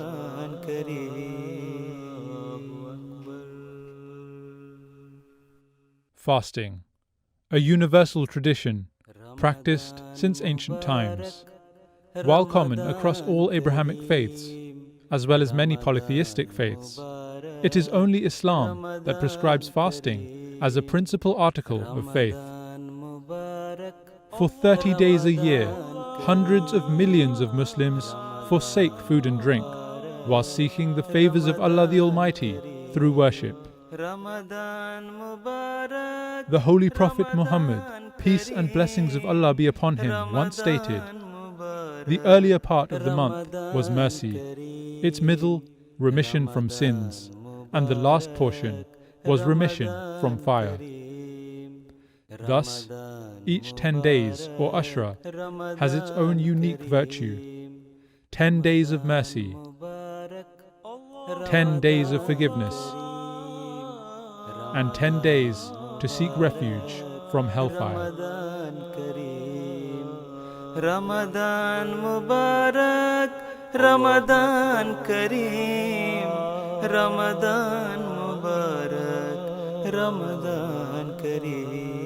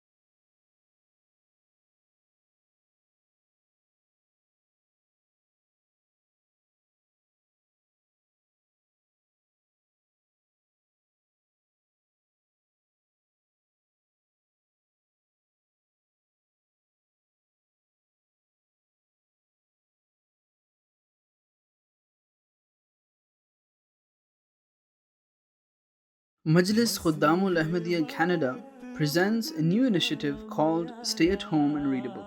Whilst we are in this situation, we are at home, we have lots of time at our disposal. Let's use this time to expand our knowledge and read the books of the promised Messiah alayhi salatu wasalam. I'm going to read the book of promised Messiah, Barakatut Dua. Which book are you reading? The book I'm planning to read while staying home is Noah's Ark. What book are you planning to read? I'm going to be reading the book Noah's Ark, written by Promised Messiah alayhi salatu wasalam. Which book are you reading? I'm reading the book Muhammad, the Liberator of Women, while I'm in isolation. My question to you is, which book are you reading? And I'm about to read A Misconception Removed by Promised Messiah Islam. So what book are you going to read? I'm reading the book Noah's Ark by Hazrat Masih Maud Wasalam. What about you? What are you reading? Currently, I'm reading How to Be Free from Sin by Promised Messiah alayhi salatu wasalam during this time at home. So my question to you is, what book are you reading? I just started reading the book गुनाह से निजात क्यों कर मिल सकती है. I am currently reading Malfuzat Volume 1 in English by the Prophet Messiah. I'm reading Noah's Ark. What book are you reading? I'm going to start reading a book named Islam, written by Promised Messiah ﷺ. I decided to read the book of Promised Messiah, the Will, or Al-Wasiyat. Assalamu alaikum wa rahmatullahi wa barakatuh. Aujourd'hui, je vais lire le livre Pourquoi l'Islam? Et vous, quel livre allez-vous lire? I am going to read, inshallah, Kashtino, a Noah's Ark written by Promised Messiah. I have just completed Noah's Ark and started studying Quranic Ahmadiyya Volume 5. Which book are you reading? Assalamu alaikum wa rahmatullah. Assalamu alaikum wa rahmatullahi wa barakatuhu. My name is Zubair Afzal and I have started reading the book of Promised Messiah al-Islam, Noah's Ark. Which book are you reading?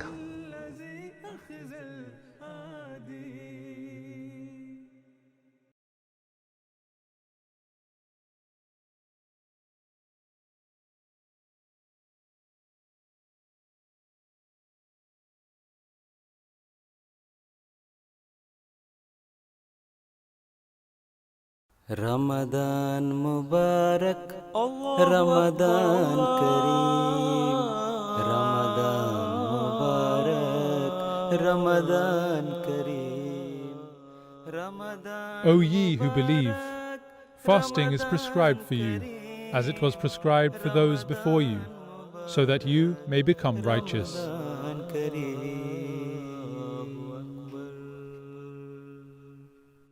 Fasting, a universal tradition practiced since ancient times. While common across all Abrahamic faiths, as well as many polytheistic faiths, it is only Islam that prescribes fasting as a principal article of faith. For 30 days a year, hundreds of millions of Muslims forsake food and drink, while seeking the favors of Allah the Almighty through worship.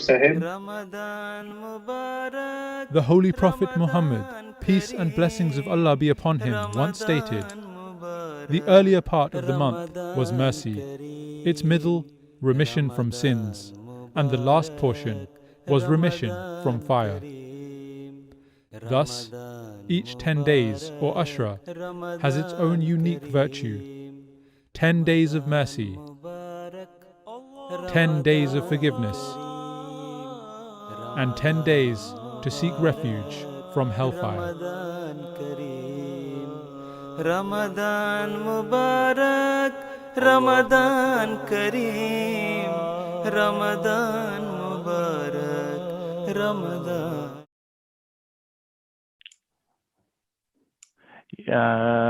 Give me 1 second, Shoaib Sahib. I just need to make sure everyone is on mute. Everyone is good to go.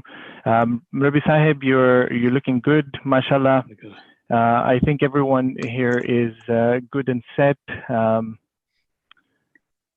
Shoaib Sahib, let's go live.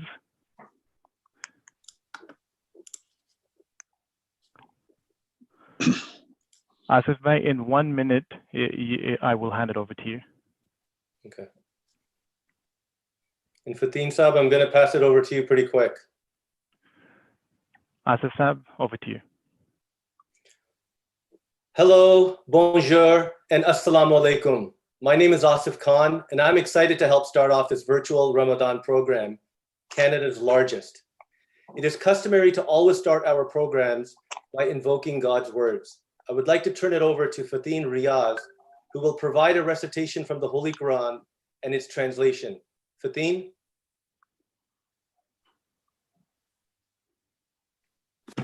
Assalamu alaikum wa rahmatullahi wa barakatuhu.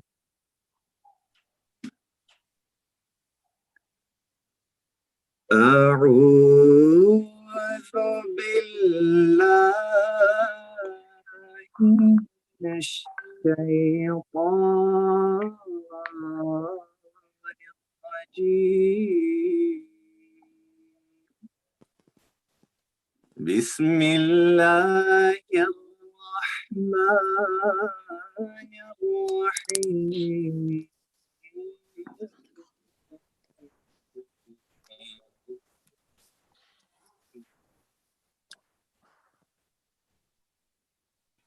يا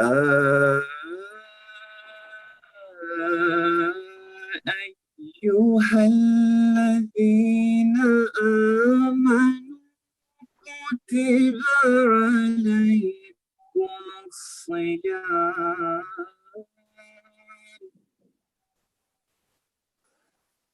كتب عليكم الصيام كما كتب على الذين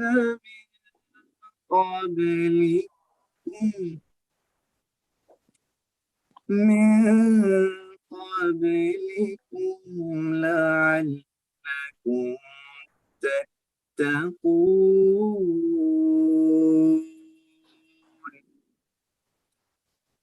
أياما معدودات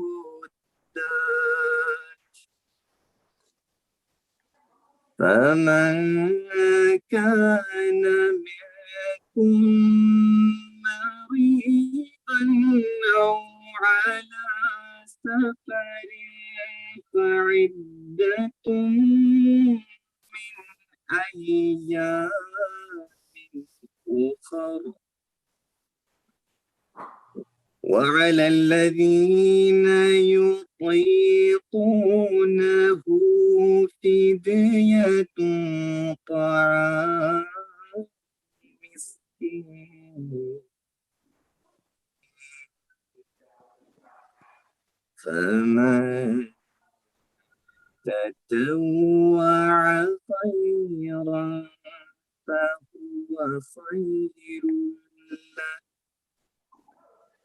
وأن تصوموا خير لكم إن كنتم تعلمون.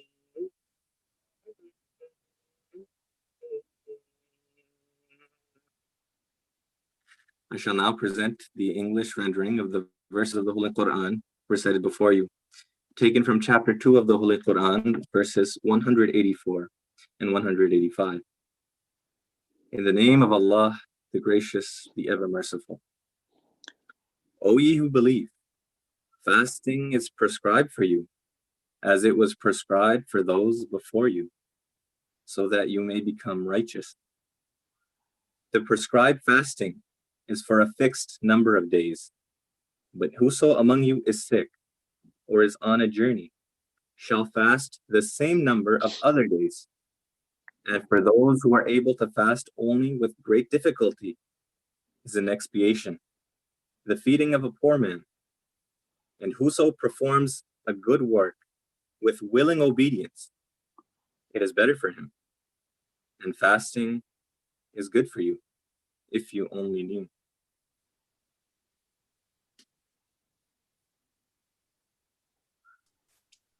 Thank you, Fatin. A very, very harmonious recitation indeed. I understand that there might have been a little bit of audio glitches, but hopefully as we go on with the program, that will start to work itself out. But thank you again, Fatin. On behalf of the world head of the Ahmadiyya Muslim Jamaat, the Caliph, His Holiness Hazrat Mirza Masroor Ahmed, and the Ahmadiyya Muslim Jamaat of Canada, I wish you all Ramadan Mubarak, and thank you for spending your valuable time with us today.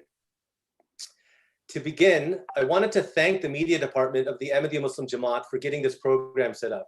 Specifically, there's a few members behind the scenes that have been doing a lot of work: Safwan Chaudhry, Jerry Kudrat, Hassan Shahid, and Maqbool Sheikh, and our tech team from the Ahmadiyya Youth Association. There's a lot of work that happens, and putting this program together that involves thousands of people from across the country is no small feat. So thank you very much. Ramadan is always a special time of the year for Muslims. In a nutshell, it is a time of deep inner reflection, spiritual renewal and commitment, charity towards others, prayers for oneself, family, friends, and humanity at large, and greater community and social bonding. However, this year takes on a different feeling due to the worldwide health crisis we are in the midst of. Not only are we unable to meet and greet others, we are all a bit more isolated and apprehensive about our health and the safety of our loved ones. So this Ramadan is definitely different, but also much the same, as we will hear about today through the various different speeches. This Ramadan will likely be the most important and memorable one for us because of these challenging times, and for each of us having to rise to the challenge of raising our spirituality as we do much of our reflection on our own and with our immediate family members. Humanity has been through trials and tribulations before. This time, we are all in this together. The key word is together. And together, we will get through this. Stronger in every sense of the word, as community, mentally, spiritually, for each other, and as a nation. We can all be grateful to God, to Allah, for living in this great country of ours, Canada, home of the can-do mindset, home of the strong and free. Thanks again, and I hope you enjoy the rest of today's program. The program will be about 1 hour in length, so stay with us for some camaraderie, great messages, and inspiration for this blessed month of Ramadan. And please remember to engage with us on Twitter. Please tweet your comments and questions using hashtag virtual Ramadan. Ramadan is Ramadan. I'd like to start off our program by welcoming two very distinguished guests of ours. Both guests are joining us live today. And first, I would like to invite the Mayor of Mississauga, Her Worship, Bonnie Crombie, to say a few words with us. Mayor Crombie? I unmuted. Can you hear me? Assalamu alaikum. Yes. Thank you very much. I wanted to offer the beautiful Ahmadiyya community a very distinguished Ramadan Mubarak. This is a very blessed month of Ramadan, and I know you've just begun your fasting last evening. I've had the opportunity to fast, and I enjoyed the largest Iftar dinner, invited all the imams throughout Mississauga when I first became mayor, and it's a very challenging time. So the Ahmadiyya Muslim community is one that leads by example, and the practice of zakat during Ramadan is an excellent example of this. You are always the first community to step up and donate generously your time and your treasures. Whether I ask on behalf of the Food Bank for Mississauga or for the Trillium Health Partners, the Ahmadiyya Muslim community always contributes very generously. I point to you as examples of a community that is compassionate and cares about the most vulnerable in our community. And you do this throughout the year, not just during Ramadan. But this is a different kind of Ramadan. I wanted to congratulate you on the format, on delivering a service tonight, a prayer service, and perhaps just ahead of the Iftar dinner, that is virtual. And it is completely unlike most years when families gather, extended families, and Ahmadiyya Muslim community is loving and generous, and people come together at times of Ramadan and celebrate together and break iftar dinner together. And this year is very different, and it is for all of us as well. And we're sharing it together, however, virtually on this WebEx format. So I want to thank the leadership for allowing this to occur so that we can share in it together, because as you have said, we will get through this together, and together we are stronger. So during this time of Ramadan, and when you're looking for ways to perform zakat, not only do we think about the Mississauga Food Bank, which you, as I mentioned, always so generous, or the purchasing of PPE, personal protection equipment, for our beautiful Trillium Health partners. There is a great need there as well. But consider how you can help out, whether by delivering prepared foods, whether to frontline workers, or maybe the seniors in our community, or delivering groceries or medicines to those who are the elderly, those who are shut in or physically disabled, and particularly remember the elderly at this time who are alone and can't can't be with their families at this time. Remember to call them, and we must care for the seniors and the elderly in our community, particularly our extended families. So may this holy month of Ramadan be a solemn period of thoughtful reflection, deep prayer, and renewed appreciation of your faith. As you begin the month of fasting, I wish you strength and focus, brighter days ahead, and I hope next year, the next Ramadan, we will be together. So Ramadan Mubarak, and together we will get through this. Thank you for allowing me to share this with you tonight. Assalamu alaikum. Wa alaikum salam. Thank you, Mayor Crombie. As you know, every year we hold our annual Jalsa Salana, our annual convention in the city of Mississauga, where we attract 20,000 plus people at the International Center. Unfortunately, this year it was to be held in July. We have canceled that date, but hopefully it's not canceled. We are remaining hopeful that it'll be postponed, and we'll try to get it done before the end of the calendar year. But if not, we will continue them as we have been for the last, I believe, 36 years here in Canada.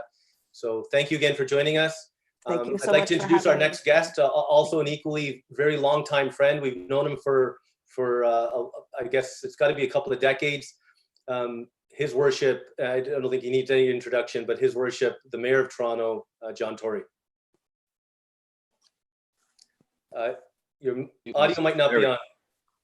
Assalamu alaikum, and Ramadan Mubarak to one and all, and thank you so much for including me as well as Mayor Crombie. And I in fact have had a friendship with this community that goes back more than 30 years. Mr. Mahdi came to my office long before I was the mayor and brought me a model of a beautiful mosque that was to be built. It was a model maybe about just this big. I still have it. And I thought to myself, well, I wonder if that will get built or not. And of course it was, and it turns out to be a beautiful center of faith and of community. And I've seen so many examples since then of this community doing all the things that Mayor Crombie talked about, just looking after their own families. I remember one of the first places I went where I was told about a program where the people in the community looked after their own children, even when they got into some trouble with the justice system. The community took over and looked after the children. It's a community that has done so much in the way of good works. You know, we talk about Ramadan as being a time when people can do good and perform a good work. Well, it isn't just about the fasting, which the Quran described, as we heard earlier, as a good work in and of itself. It's so much more that has been done over time in Ramadan times and other times by the Ahmadiyya community and by the Muslim community generally. And I've come to know very well over that time that a fundamental tenet of the Islamic faith, and I try every opportunity I get to explain it to others, because I've had the good fortune to come to understand this and to come to have a friendship with the Muslim community, that so much is about contribution to the community and engagement in the community. And this time of year has been very special for me always, in that I tried to get to, you know, maybe 8 or 9 or 10 iftar dinners. I did fast for only one day last year, and I realized how small that is in the context of the sacrifice you all make, but I did come to realize on that one day, and perhaps I'll do it again this year, what a sacrifice, but what a good time it is for reflection. And of course, this year is much different. The iftar dinners will not be available to us to attend in most cases, because people are trying to really adopt the common good for themselves by staying away from others and by staying at home.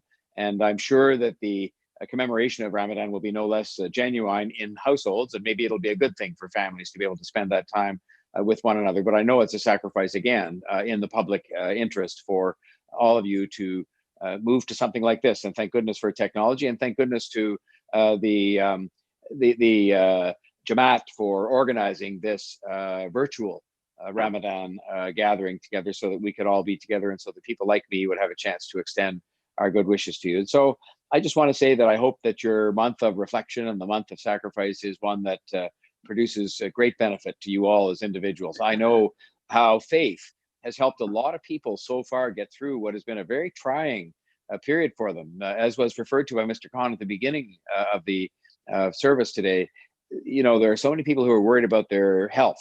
They're worried about the health of their relatives. They're worried about their finances. They're worried about their job. It's a period of high anxiety because unlike other times, we don't have answers. We don't know about the virus. We don't know how soon the economy is going to come back. And we're all trying hard to make sure that that happens. So I really just want to say that I understand that this is a time when you have that solemn reflection. You have the opportunity to do that. It's a time when I know from my own experience, you're going to be doing all kinds of good work that benefit our community as a whole, not just the Muslim community. And it's a time when you will continue to look after your families, and that your faith will help all of us, not just you, it'll help all of us. Your strength, because of your faith, will help all of us get through what is a very trying time for all of us. So again, I'm privileged to call myself a friend of the Ahmadiyya community, a friend of very long standing. I hope that continues. I'm sure it will. And I look forward to being at your gathering out by the airport again next year, or as soon as it can happen. And I again wish you all a Ramadan Mubarak, and thank you for all that you're doing, not just in Ramadan time, but all the time, as great Canadians, wonderful Canadians who have made our way of life so much better by your presence here, those that immigrated, and that the faith makes our country better just for the strength that it brings us through the diversity of faith and the respect for faith. Thank you very much again. Ramadan Mubarak to all. Well, thank you, Mayor Tory. Those were wonderful words. I'm delighted that you got a chance to do the fast last year. Hopefully you'll get a chance to do it again this year with some Muslim friends virtually. And if you need any help from us, we're obviously available. You touched on a point about Islam, one of the main tenets being about serving humanity. And in reality, Islam is really simple. There's just really two aspects to it. One is, develop a relationship with God, get closer to God. And the second is serve humanity. We're going to hear about service to humanity by two of our speakers later on today. One is the president of the Youth Association, and then the chairman of Humanity First. So they'll both be speaking about the things that we do across the country and across the globe. Right now, I'm going to turn it over to my colleague, Hassan Shahid. He's going to give out some tweets and, involve the Twitter universe right now. So Hassan? Assalamu alaikum. Thank you, Asif. We have some great conversation going on social media, on Twitter with the hashtag Virtual Ramadan. Rob Oliphant just tweeted saying, please to join the Ahmadiyya Canada community for Virtual Ramadan today.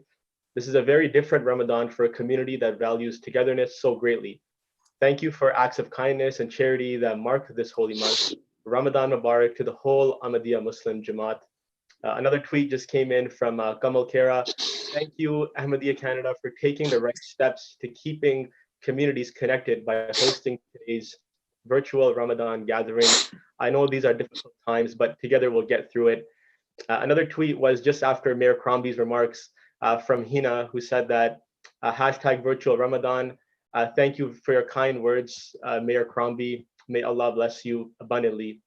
Another tweet was by Dr. Jill Andrew, who is the MPP for Toronto St. Paul's, who tweeted hashtag Ramadan Mubarak to Muslim communities across Ontario, and especially in our TO St. Paul's community.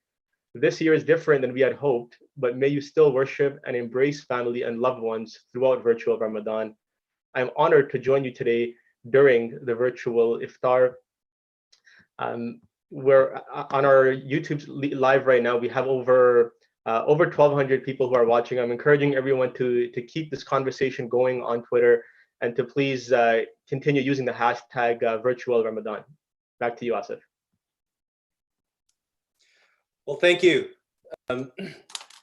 So we're going to get to another part of our program now. Is one of our speakers, Imam Nabil Mirza. Nabil Mirza is a missionary in the Montreal area. He's going to talk about getting closer to Allah during Ramadan and how we can effectively do that better, especially with this current pandemic. Imam Saab. Assalamu alaikum, Asif, Jazakumullah, Ahsanul Jaza. So first of all, I welcome everyone to this virtual Ramadan, and I hope that the month of Ramadan will be a blessed month for all of us.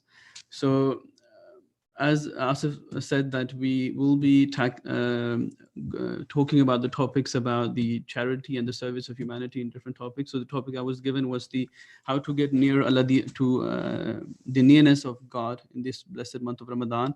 So we have embarked today upon a spiritual journey towards God, our Allah, and we have stepped in this blessed month of Ramadan, about which our beloved master, the Holy Prophet Muhammad, may the peace and blessings of God be upon him, said that if you knew the excellences of Ramadan and in which ways and how much God Almighty manifests His mercy, you would have wished that Ramadan were extended to the entire year, so you can gather the blessings of Allah the Exalted all year long. So the month of Ramadan is in actuality a month of training, right? For example, we have spoken about the challenging time in which right now we are facing difficulties with the COVID-19. But we have to remember that Ramadan is a month of training. And the second caliph of the Ahmadiyya Muslim community has likened the month of Ramadan as an army camp. And he said that just as an army who trains for a month in order to defend and to face difficulties throughout the year, which in order to ease themselves, in the same manner, in the month of Ramadan, we face hardship, but there is a beautiful message that the month of Ramadan gives that hardship and difficulty will be there for a period of time, but then it will be followed by ease and comfort. And inshallah, we will be praying, I think all the Muslims will be praying that this time of ease comes as soon as possible. And with regards to Ramadan fasting, turning to, especially with the youth, the children, for example, as an imam, many people have questions in regards to when can I fast? I'm 12 years old, I'm 10 years old, can I fast, or when can I fast? So I wanted to bring this point up because obviously we don't encourage children to fast because of some of the changes of the physical body and everything, and so we don't encourage. But I want to give this message to the youth who is watching, especially all the families which are watching, that fasting does not mean just to stay hungry or not to drink. Fasting is more than this. And the promised Messiah, the founder of the Ahmadiyya Muslim community, Hazrat Mirza Ghulam Ahmad, the Imam Mahdi, the promised Messiah, he says that through the practice of fasting, God Almighty desires for a person to decrease one form of nourishment and increase another form of sustenance. So in order, we decrease one form of food in order to increase the spiritual food, right?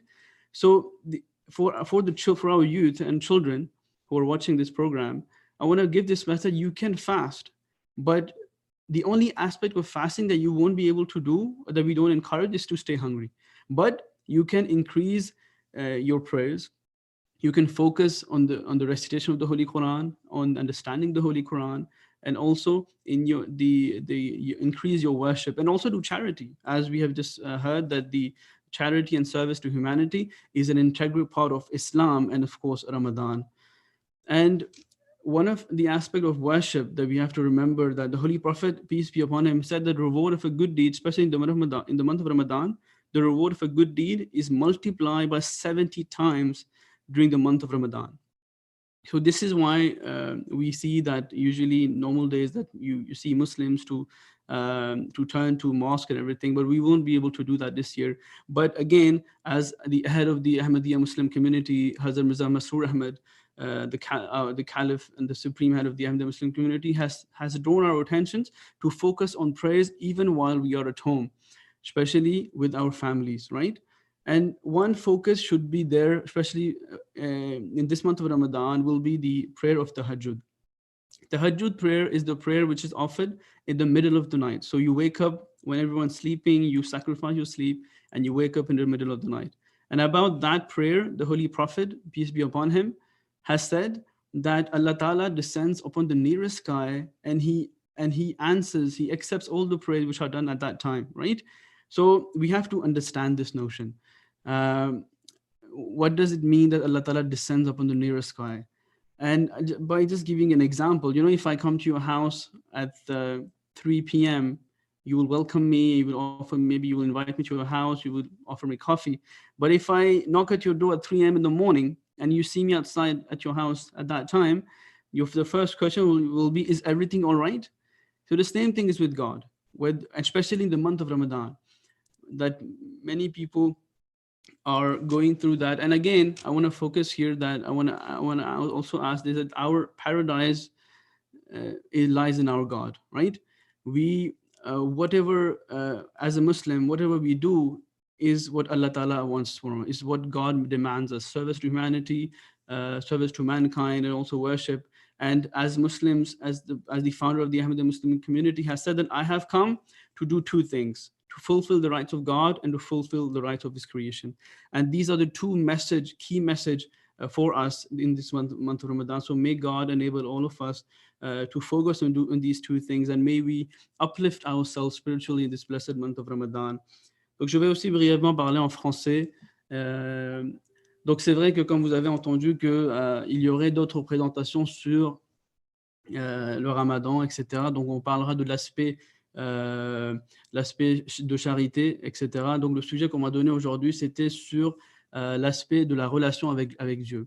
C'est un moment, le mois du Ramadan, c'est un moment où c'est un mois à propos duquel le prophète de l'islam, Mohammed, que la paix soit sur lui, il a dit que si vous connaissiez les excellences du Ramadan et de quelle manière et dans quelle mesure Dieu le Tout-Puissant manifeste sa miséricorde, vous auriez souhaité que le Ramadan soit étendu à toute l'année afin que vous puissiez profiter des bénédictions d'Allah l'exalté. Donc c'est un mois qui est très très bénéfique. C'est le mois le plus sacré en islam et le mois le plus attendu des musulmans.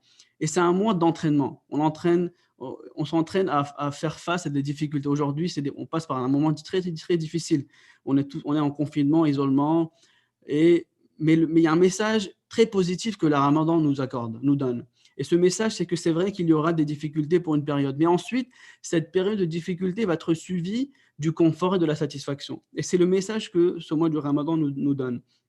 Et le deuxième calife de la communauté Ahmadiyya, Hazrat Mirza Bashiruddin Mahmoud Ahmad, il a dit qu'il a fait un parallèle entre le mois du Ramadan et un camp d'entraînement d'une armée. Il a dit que tout comme les soldats s'entraînent pour un mois afin de se mieux sentir tout au long de l'année. De la même manière, ce mois du Ramadan est un exercice pour nous de 29 ou 30 jours afin que nous puissions vivre d'une meilleure manière tout au long de l'année. Ensuite, j'aimerais aussi donner un message aux jeunes ici, parce que souvent, quand on parle du jeûne, on pense que le jeûne, c'est juste, il ne faut pas manger, il ne faut pas boire, et puis c'est tout. Et les jeunes, surtout les enfants, ils ont souvent cette question, mais pourquoi, à quel âge je peux jeûner, est-ce que je peux jeûner ou pas, etc. Donc j'aimerais vous dire que le Messie promis, le fondateur de la communauté Ahmadiyya, il a dit qu'à travers la pratique du jeûne, Dieu désire qu'une personne diminue une forme de nourriture et augmente une autre forme de subsistance. Donc, il faut que quand on arrête de manger, on augmente notre nourriture spirituelle. Donc, on n'encourage pas les enfants de jeûner parce qu'ils sont en train de passer, il y a le corps qui est en train de passer par différents changements, ils ont besoin de nourriture. Mais ils peuvent jeûner en se focalisant davantage sur la prière, sur la récitation du Saint-Coran et aussi sur la charité. Et comme le fondateur de la communauté Ahmadiyya et l'islam lui-même, il enseigne que un musulman, c'est celui qui accomplit les droits de Dieu, mais aussi les droits de ses créatures. Et à la fin, je voulais aussi parler d'un des hadiths où le prophète de l'islam dit qu'un bon acte sera multiplié par 70 durant le mois du Ramadan.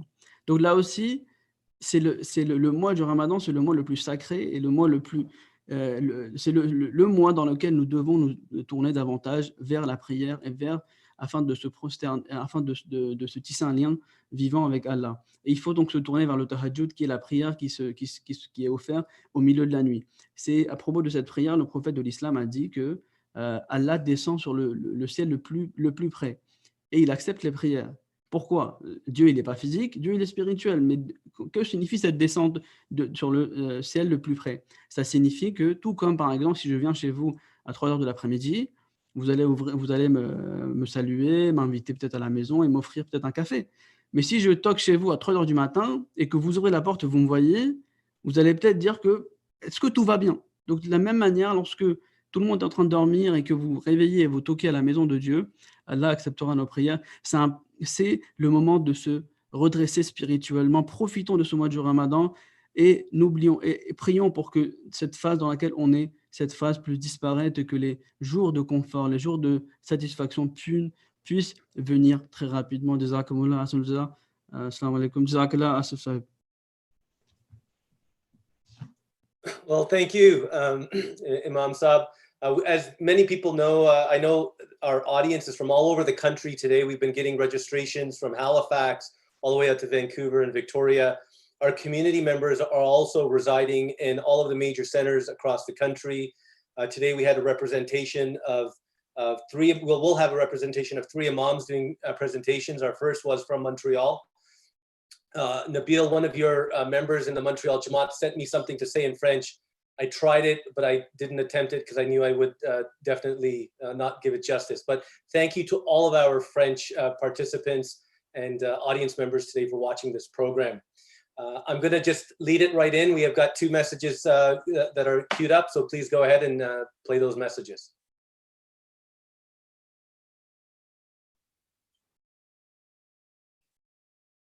Well, while we wait for the messages, I did want to mention, Imam Nabil, you had mentioned something in your speech that I never really thought of it that way before, about knocking at the door at 3 a.m. The first thing you would say is, are you okay? And I never really thought about it that way. If you're praying to God in the early part of the morning, that God is going to be listening kind of a little bit, more intently or more I'm closely. pleased to extend greetings to everyone really participating in the actually know virtual that from Iftar dinner hosted by the Ahmadiyya Muslim community. So are we ready to cue up those Today, videos? Muslims in Vaughan and around the world will mark the beginning of Ramadan. This month-long journey of fasting, prayer, and reflection provides an opportunity to recognize our many blessings, promote generosity, and practice kindness towards others. Even as we navigate so I these guess we'll have to just times and a little bit of continue to respond to the evolving ad-lib over here. COVID-19 What I would like to challenge, do is, this is a period for Dr. spiritual Dowd, discipline, would you be deep ready to kind of contemplation, start your and presentation connecting now? virtually with loved ones. I want to thank the Ahmadiyya Muslim community for doing their part to keep people safe. Can you hear me by now? hosting a virtual celebration Thank this you. year. Yes, thank you, Asif. We must I'll be continue happy to being present vigilant now. to save lives. First of Stay all, home, thank you practice everyone, physical honorable distancing, guests and all prevent the the viewers spread. for attending Everyone this program. observing Happy Ramadan to you.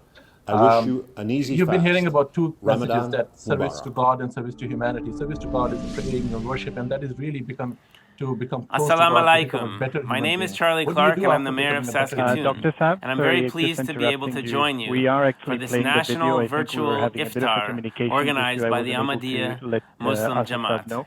We Over have the years, the I've had videos a chance queued up. to They learn are about playing right Ramadan now. and the Yes. important role this plays Asif within the Sahib, Muslim you will have to community, come back and that to it is Dr. a Saab. time for discipline, it is a time for humility, it is a time for thinking about those who are most vulnerable in everybody on the community Zoom and call, we're providing just, support. watching each And it other, is through but on these the YouTube practices that we channel, build the video's strength playing in and we weren't ourselves aware. and we Is that build correct, strength in our Zahid? community. And given the challenges of COVID-19 and what That's this means exactly for our it. community, I can't think of anything more important than us all continuing to build and understand how do we build strength and discipline and humility and support one another through this challenging time. This is going to be a difficult Ramadan because people can't get together with families during Iftar, get together with friends, get together and gather in the mosque. And this is going to require everybody to work together and support each other and stay connected even while practicing physical distancing. And it's so important that you do continue to practice physical distancing right through Ramadan, as well as Eid, which I know will also be a very challenging time. We are working in Saskatoon and listening to our public health experts because we want to save lives and we want to keep people safe. And I thank all of you for your work and effort to do that. And I also want to recognize all the work that the Ahmadiyya Muslim community here is doing to provide supports to the vulnerable and the homeless, and to reach out and look after one another. It has been playing a very instrumental part of the ability of our community to get through this. So Ramadan Mubarak to everybody who is celebrating. And thank you again for helping bring us together for this national virtual Iftar supper. I hope all Canadians join and take this time to learn about Ramadan and the important teachings that this can provide for all of us as we work through the challenge of COVID together and come out stronger as communities, stronger as a province, stronger as a country as a result. Take care, be kind to one another, stay strong. Thank you very much.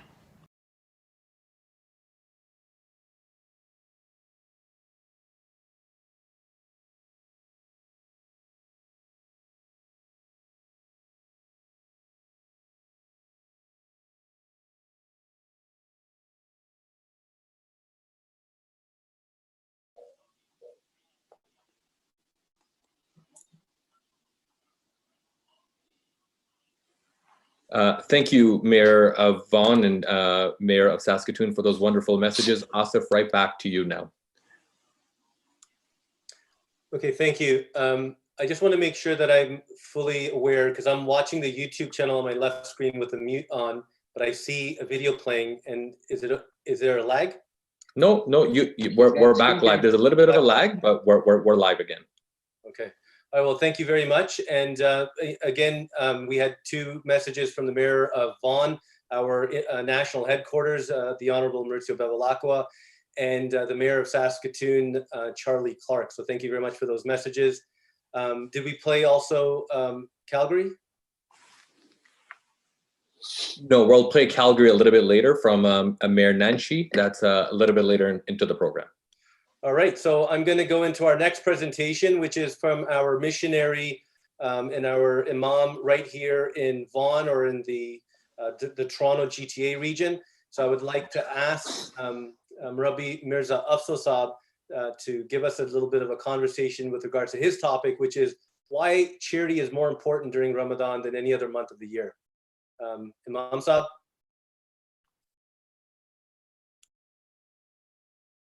I think you need to unmute yourself first. Can you hear me now?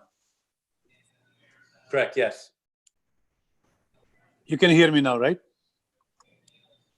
Yes, we can hear you. Okay, Jazakallah.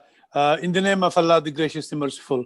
First of all, let me thank you, Asif, for allowing me to be part of this beautiful program. Why is this charity more important in Ramadan? You know, before I give you that in a few minutes, I think for many people to give away their hard income to those who they don't know. So what happens is that you have to know and go beyond your body to feel what others feel when they don't have food, when they are not covered for many things, and all they know is how to suffer. So as a Muslim, we are taught that human beings are like the family of God. And helping these people in need gets us blessings from Him. So as a Muslim, we all, or most of us, we are regular in giving charity, whether it be Ramzan or no Ramzan. But then in Ramadan, we are taught that this is like having a special day where people do special things, do special celebration. Ramadan is a special month for us, which is known to us as a month of forgiveness. And on one hand, what we do is that we follow, I will call it a custom-made rituals, which normally we don't do in other days other than Ramadan. Getting together at night for special prayers, waking up in the middle of the night, like Imam Nabil Sahib said, knocking at the door of our Lord to really know His mercy and tell Him that we're here. And also, other than that, we recite the Holy Quran, particularly in this month, to know more about what is it that it says to us, to live our life according to it. And on the other hand, during the month of Ramadan, by cutting our meals, if we follow the true teaching of or the spirit of Ramadan, you're supposed to eat a little bit before the sunrise, and then all day you don't eat anything, no drink, no nothing, right? And then you eat after the sunset as much as where you can survive. So that is the spirit of the month of Ramadan. And what we do then, when we cut on our meals, we donate it to those who are less fortunate, those who are in need and they are poor.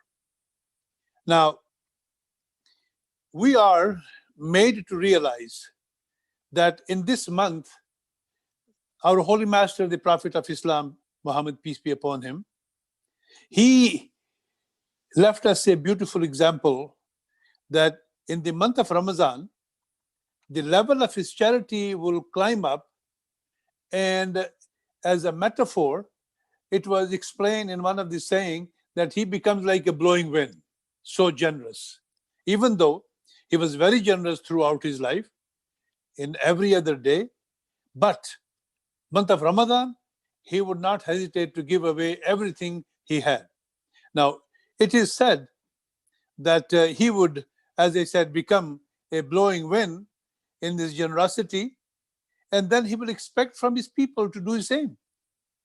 So in order for him to motivate us, he mentioned a few things. He said, listen, in the month of Ramadan, if you spend your wealth in charity, you will be blessed 70 times more than what you do in the regular days. So, it's like you give $1 and you get 70 in return. So we Muslims are very eager to accumulate as many good deeds as possible. Now, he also mentioned us that when you are in the month of Ramadan offering your prayer and fasting to uplift your spirituality, there are many doors of heaven, which metaphorically he speaks to us, that they are open. And one door among those doors which will help believers enter the pleasure of God is the door of charity. So Muslims, not only that they cut down on their meals and their needs and give it to those who are needy, they also look toward paying zakat, one pillar of Islam. That every rich person supposed to pay 2.5% of his savings for the needy and poor of the society. So many Muslims, knowing these secrets, they do that. They try to follow, and in the month of Ramadan, they take care of their zakat. And also, we find that when a person takes care of another person who is in need, that in the month of Ramadan, that will illuminate him physically and spiritually. So there are so many reasons why Muslims, they really go beyond in the month of Ramadan and find a way to offer charity. Now, again, there are people, elderly people, there are people who are sick, they cannot fast. They are given the opportunity to give equivalent to what they spend on their daily fast and give that money to those who are sick, those who are in need and all that. So as our contributions are not just for Muslims, but for everyone. So as a community, we as an Ahmadi community, we serve to begin with under Humanity First, and we try to donate as much as possible. And I'm very happy to be part of their fundraising team. Not only that, we conduct many runs in this country of ours, where we help, build hospitals and support other organizations. I myself am part of a police, institution where you collect the money for those who are in need. I'm also part of a hospital for the sick kids. So what I honestly think that this month sets the tone for Muslims to learn something new by offering the charity, getting back 70% reward from God, getting to hope and feel that door of charity of heaven is opened up for us. So I very humbly request all who are listening that we are humans and we are in this together. Particularly nowadays, when we are doing this virtual Ramadan, which I had never thought of or heard of, but COVID-19 has opened another door for us where we can communicate. So I very humbly request to all Muslims, non-Muslim, everybody, that let's get together and do more charitable things, because there are people who do not have enough, especially when they are sitting home and following the instruction of the government. So I hope myself, including everybody else, let's do more charitable things. Let's donate more. So those people who are in need, those people who are struggling, we become the reason for their smile. We become the reason for their comfort. So this month of Ramadan, let's not only work on our personal spirituality and personal relationship with our Creator, let's help those who Creator loves the most, his own creation. I hope and pray that we all benefit from that. Thank you very much for including me in this beautiful and blessed program, Asif. Well, thank you, Imam Murabi Afzal Saab. During this pandemic, you were to come and visit Naila, and you haven't had a chance. So I thought I'd bring her out and let you see her. So she's a few months old now. That's so kind of you. I'm so lucky. Thank you very much, and God bless her and bless all of you. Thank you. Good to see her. And I appreciate your words. Of course, the reason why we give charity is not for reward. It obviously is one of the secondary benefits of it, but the fact that doing these contributions in this month gives us so much more pleasure and appreciation from God, makes it that much more valuable. So again, to all my brothers and sisters, regardless of your faith, and because of the current situation with the pandemic, now is the time to be giving more so than in other months. We have another guest who's joining us live today, and I'd like to kind of cue it up and introduce the Ontario Minister of Education, the Honorable Minister Stephen Lecce. Stephen's been a friend of ours for some time. We've known him when he was working in Ottawa, so we've always appreciated his friendship. He resides and is in the riding where our national headquarters are in King Vaughan. Minister Lecce. Thank you very much. Assalamu alaikum. I want to first off just greet my colleagues, both Your Worship Tori and Mayor Crombie, for joining, as well as all who are participating virtually. As Imam Afzal said, it is new, it is opening doors, but it is an opportunity, I think, for all of us to embrace the strength of each other and to continue in our faith. And I just want to say, as Muslims really embark on this month on a period of spiritual reflection and on renewal, that our government and all Canadians are incredibly blessed by your leadership that you've demonstrated in this country, at the Baitul Islam Mosque, as you mentioned, Asif, in Vaughan, where I proudly reside in the headquarters of the Ahmadiyya Muslim community. But it also is a reminder, I think, of all of us that we face difficulty on the horizon. And what I have learned even in this experience, as Imam Afzal said, it's about opening doors and in many ways embracing the difficulty and overcoming it with light and with courage.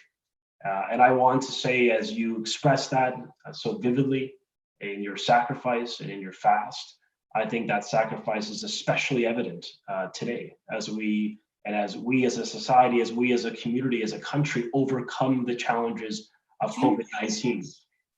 And I wanted to just express to you my sense of pride in Canada's Ahmadiyya community, The Ahmadiyya Muslim community has always literally put humanity first. They do that every single day.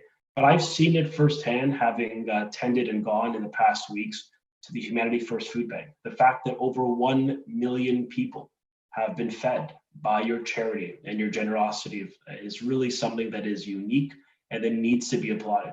The fact that you have young medical students, I think of my friend Ansar Daud, who is literally building personal protective equipment to help our frontline doctors and nurses. And I think of the Qadam and the Atfal youth leadership teams, who in many ways are donating food, going literally home to help our seniors. I mean, this is the best of our country. It's the spirit of Ontario. And I think it really reflects the key principles and tenets of your faith. And so normally, we would be at an Iftar, as Mayor Crombie said, and normally I would donate to, in a small way, to help support those in need. But this year, because we're not able to do that, I've assured Dr. Daud and the Humanity First team that I will be donating so that that organization is able to help those most in need in our community in Vaughan, but really right across our country. So I just want to say thank you for inspiring us through this difficulty. Thank you for being model citizens. Thank you for being so connected to faith and to your country. And I just want to wish you a Ramadan Mubarak. God bless you all. And I think I will conclude with a positive note that, as we have always done as a country, as a community, and most especially by Ahmadis, and given your history of persecution and the endurance and the perseverance that you have demonstrated, I know that we will emerge from this stronger and more united than ever before. So thank you. Well, thank you, Minister Lecce. Appreciate those very kind words, and the fact that you said Khudam and Atfal so well. Those are terms for some of our non-Ahmadi viewers that are watching. Those are the terms that are used for our youth organization. Khudam are youth over the age of 15, and Atfal are the youth under the age of 15. And then there's an auxiliary with the ladies organization. They're called Lajna and Nasrat. So just again, for education for everybody. I'm going to turn it over again, and I apologize for our past little bit of a hiccup there, but we're going to ask Dr. Aslam Daud, the chairman of Humanity First. It's a sister charity of the Ahmadiyya Muslim Jamaat. They do some amazing work across the country and here in Canada, but I'll turn it over to Dr. Daud and let him talk about what's happening with Humanity First in this month of Ramadan.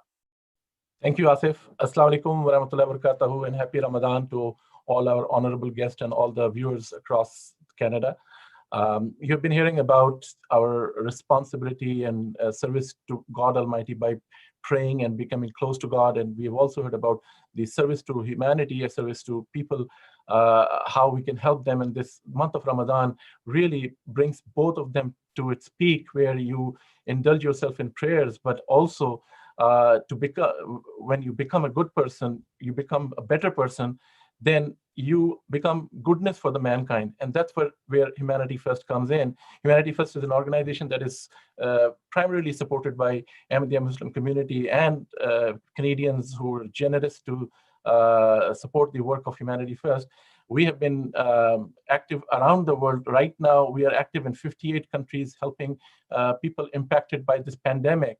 But I'm going to give you a brief report of what Humanity First Canada is doing in Canada and some of the Canadian supported countries. I'm going to take you on a quick slide view just to make it a little bit different. I hope you can see the slide.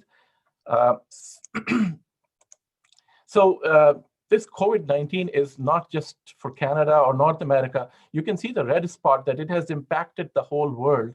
And I'm not going to go into the details, but this is something which is rarely seen in a lifetime, and we are seeing this in a lifetime, something which is unprecedented. And our response was to help people. We started helping people with whatever needs they came up with. We started providing them food, fresh food, groceries. Our food bank was providing an ongoing service, and we saw a jump of needs. Very recently, we distributed 11 tons of fresh food to our food bank clients and all to various neighborhoods. And then we started getting other supplies, vegetables, sweet potatoes, salads, eggs, etc. And we have been continuously providing these items to people who are in need, who are requesting for help. you'll be surprised that we have served about 1.3 million meals to people across Canada by providing them groceries for a month, or providing some food or other supplies to them. And this service continues. These numbers are growing every day. Over 2,500 plus families were assisted by providing full hampers of monthly groceries. About 8,500 people. These numbers are from last week. The numbers are again growing, and we continue to provide this service to our food bank clients, which has seen tremendously growth in last few weeks. We have delivered over 1,000 food hampers to the homes of people who are sick, elderly, or who cannot come out of their house for various reasons. We have been providing help with prescription pickups, or some are paying to do their grocery shopping, and we've been providing that service to them on a regular basis now.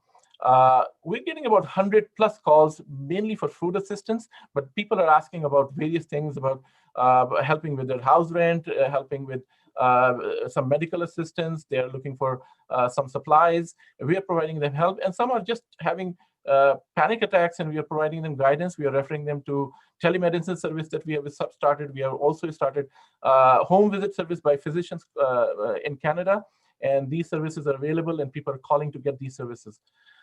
We continue to support refugees. Refugees who came in last 1 year are struggling they were not prepared for this pandemic, and they are now struggling with not finding jobs, or struggling with food or clothing, and we are continuing to support them. Hundreds of refugees are being supported on a regular basis with various needs. Sanitizing supplies, we decided that we are not going to publicly distribute these supplies, because we could have distributed 1 million bottles of sanitizers or gloves, and it would have been never ending. So with our limited budget, what we did was we stocked up these supplies, and we are providing them on request basis. Anyone who needs gloves, masks, hand sanitizers, surface cleaners, we are providing them delivered to their homes whenever they need that.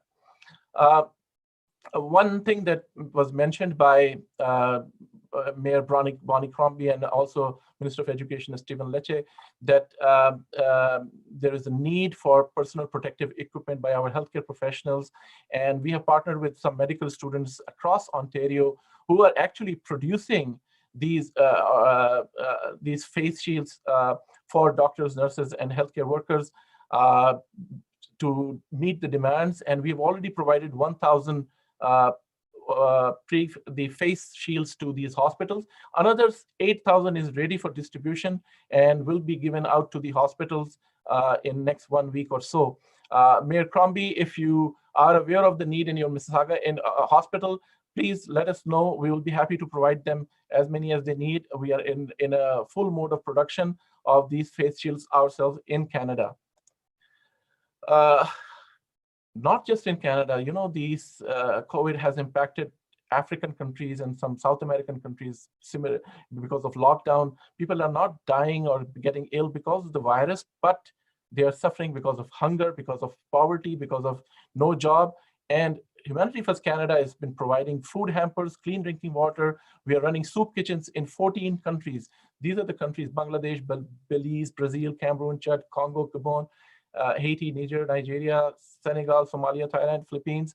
These are just some of the countries that we are supporting. Humanity First is active in 58 other countries as well. We are giving this message that let's work together, let's flatten the curve by staying home, by physical distance, and if you can help, then help people in need. This is the right time to help people. And how you can help? Very simple. We have just visit our website. You would see that there are pocket packages. You can help a single person by only donating $100. We can feed him for a month, or a family of 2 can be fed by $200. Family of 3 or 4 people can be fed by $300. Or you can donate as much as you can or as little as you can. Every bit counts. We have started with the blessed month of Ramadan, we have started a campaign called Fasting to Feed. What we are encouraging is that as a Muslim, it is a month of charity. You donate as much as possible. Those who are not fasting, they give fidya as in replacement to not inability to fast. But we are inviting people from all sects to come and test this experience or experience this hunger by skipping a meal or two in a day, and whatever money you save by not eating a lunch or a dinner or not eating the whole day from sunrise to sunset, and experience how people feel, and whatever savings are there, donate to Humanity First. We will feed someone from that money. Right now, the need is tremendous. We have seen such a surge, never in the past. Your help will be very much appreciated. We want to really give a big thank you to our donors. Many of our donors are coming up. Thank you to Minister Leche for coming to and donating to us on a regular basis and supporting us. There are donors, businesses who are helping us with sometimes truckloads of supplies, which really we give out in a day or two. So the need is tremendous. So I encourage everyone, and thank you again for the donors. It's very easy to get the help and also to be able to help. Just call us at this number, the number you see on the screen, 416-440-0346. You can email us, info@humanityfirst.ca, whether you need help or whether you want to help someone. We are a phone call away or an email away. Thank you very much. That's back to Asif. Thank you, Dr. Daud. I really appreciate that. I know Humanity First does wonderful work, and your ability to stretch a dollar to help out so many people here in Canada is amazing. And I know right now the pressure that you guys are facing with regards to the extra requests that are being made upon you. So to our viewers, Humanity First, an amazing, wonderful charity. I believe about 80 or 90% of the dollars donated over there actually go to the cause. Very little administrative costs, and almost, I think, everyone in the organization is a volunteer without any pay. So thank you for everything that you do. I'd like to queue up our next video. Brampton is an extremely important city to our community. It's probably home to one of our larger populations of our memberships. We just built a brand new mosque over there, a beautiful masjid that hopefully will be inaugurating soon as these kind of lifts are.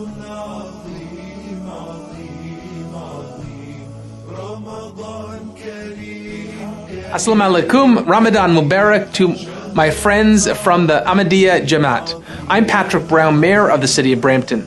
As the month of Ramadan has arrived, we know that Muslims in the city of Brampton and across the country and around the world are celebrating the month-long fast of Ramadan, where you abstain from food and drink during the day to strengthen your relationship with God and to emphasize with the less fortunate. Muslims increase in acts of worship and charitable giving, and it's beautiful to see. I know I've fasted during Ramadan before, and I have great admiration for the community. The breaking the fast, or Iftar, is usually a communal affair for Muslims during the blessed month. This year, however, is very different because of the COVID-19 pandemic. This nationwide virtual Ramadan campaign is a wonderful way to connect with Muslims across the country as you virtually break your fast together. It's physical distancing, but not social distancing. You're still socially connected, which is just wonderful.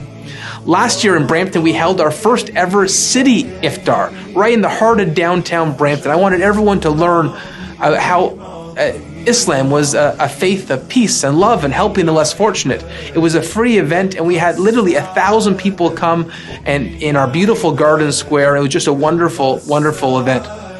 This year is very different. Public spaces, schools, faith institutions around the world, they're all closed because of this coronavirus pandemic. And so we know this year is going to be very different. You're not going to be able to visit your favorite masjid or go to an iftar that you've enjoyed. So this virtual campaign is a wonderful way to connect the community and showcase the beauty of this month as you stay at home and pray at home to prevent the spread of COVID-19. I am thankful to the Muslim community for stepping up to host online sermons as well and to help provide meals to the less fortunate. I've been on a number of Zoom calls with imams in Brampton, and I have to say, the way the Muslim community has stepped up, I am so impressed. And may you continue to receive blessings for your acts of kindness. I plan to continue my tradition of fasting for a day this Ramadan, as I have in past years. And thank you for including me in your virtual Ramadan campaign today. I want to close by saying that I hope to see many of you soon, whether that's at the newly opened Mubarak Mosque in Brampton or the next Jalsa Selena, as I have been going to many over the years. We know that as soon as we get through this pandemic, we're going to be together again. So wishing you the very best of Ramadan. Ramadan Mubarak, Ramadan Mubarak. A happy Ramadan to all my friends.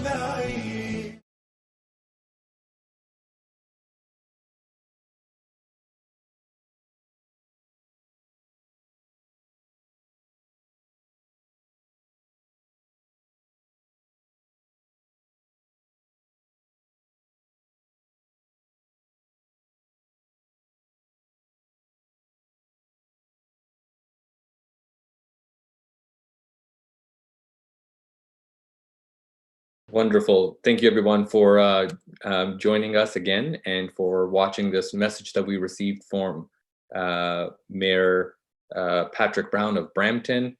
Our next presenter, as you can tell, will have the same background as Asif Khan, but a slightly different face, is Nadia Khan, who will be giving us a special presentation about our heroes, who they are, and who are the people that we are most inspired by right now during this crisis that we are all experiencing.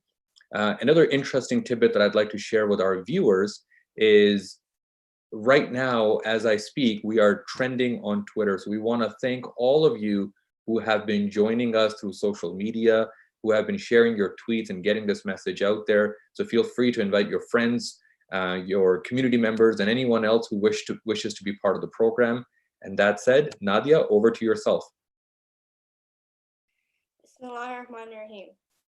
Who is a hero? Heroes are doctors, nurses, everyone that works at the hospital, police, firefighters, truck drivers, all the people at stores that help us get our groceries and food. What do? Heroes are essential workers that help keep us safe, keep us healthy, and ensure that we follow instructions even though they are at risk. We need them to ensure the rest of the country can maintain a somewhat normal life during this pandemic. And without them, too many people would get sick and would be too dangerous. We are very grateful and thank all the emergency workers as you are risking your health to save the lives of Canadians. How should we become heroes? Doing little actions to help your community can be impactful and will turn us into heroes. For example, everyone can help their family, friends, and neighbors. We all pray for our frontline emergency workers and heroes during Ramadan. We pray that you stay safe and keep us safe. Reminder to everyone to stay home and listen to instructions from authorities. This will keep everyone safe and reduce pressure on the medical service workers. Thank you for all that you do. Ramadan Mubarak.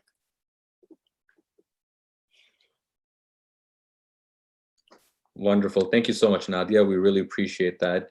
And you're indeed right. Our true heroes are all the frontline emergency workers who have been on the front lines, and we can all do our part by making sure that these frontline workers who are working extra long shifts, that we don't add any more constraints to them. I see that Mayor of Mississauga, Bonnie Crombie, is definitely agreeing with me in the video, and we really appreciate everything that you're doing, Mayor, and all the other mayors and our provincial leaders and federal leaders are doing across the country. That said, talking about our various other leaders who have been playing a really critical role, we're going to go to a special message from Minister of Seniors, Deb Schult, followed by a message from the Minister of Justice in Saskatchewan, and we'll come right back home Canada's with Minister of Seniors. Thank you for inviting me to be part of this virtual Ramadan program organized by the Ahmadiyya Muslim Jamaat Canada. Now more than ever, the Muslim teachings of peace and tolerance are values that we all need to uphold. Because of the physical distancing guidelines set by our health experts, communities must find alternative and creative ways to practice and reflect on their religion during Ramadan. It brings me joy to see Muslims from across Canada gathering virtually to celebrate the beginning of Ramadan. Thank you to the Ahmadiyya Muslim Jamaat Canada for holding Canada's largest virtual Iftar dinner. Witnessing Canadians participating in virtual meals and prayer speaks to the resilience and strength of our nation. It's unfortunate that I'm unable to host my annual Iftar dinner with the leaders of all faiths. However, this virtual Ramadan demonstrates how communities can work together to practice their faith and slow the spread of COVID-19. Ramadan Mubarak. Assalamu alaikum. Peace be upon you. It's a privilege to be part of the virtual Ramadan campaign launched by the Ahmadiyya Muslim Jamaat. For a number of years, I've had the privilege and honor of attending Ramadan celebrations in Saskatoon. Something I appreciate is a sense of care and concern for one another that is felt so deeply. The launch of this virtual campaign is just one example of the Muslim community's unwavering commitment to one another. During these unprecedented times, it is clear that one of our greatest strengths is the strength, resilience of our communities. While your celebration will look a bit different this year, I am pleased that through this virtual campaign, Muslims across Canada are able to join together. Ramadan Mubarak to all those celebrating. Congratulations to the Ahmadiyya Muslims Jamaat for holding Canada's largest virtual Iftar dinner. Assalamu alaikum to all of my friends in the Muslim community. Congratulations to the Ahmadiyya Jamaat and Muslim community for providing the opportunity for a Ramadan in a virtual sense. May I wish you all well in this challenging time as we deal with the coronavirus. This will pass. We'll all get through it. Follow all of the regulations, follow the public health requirements, and we'll deal with this challenging time. Please remember in all of our prayers to pray for the world, pray for Canada, stay united, stay strong, stay well. We'll get through this together, and we'll have lots of opportunities to celebrate in the upcoming months to be. Thank you all very much. Ramadan Mubarak.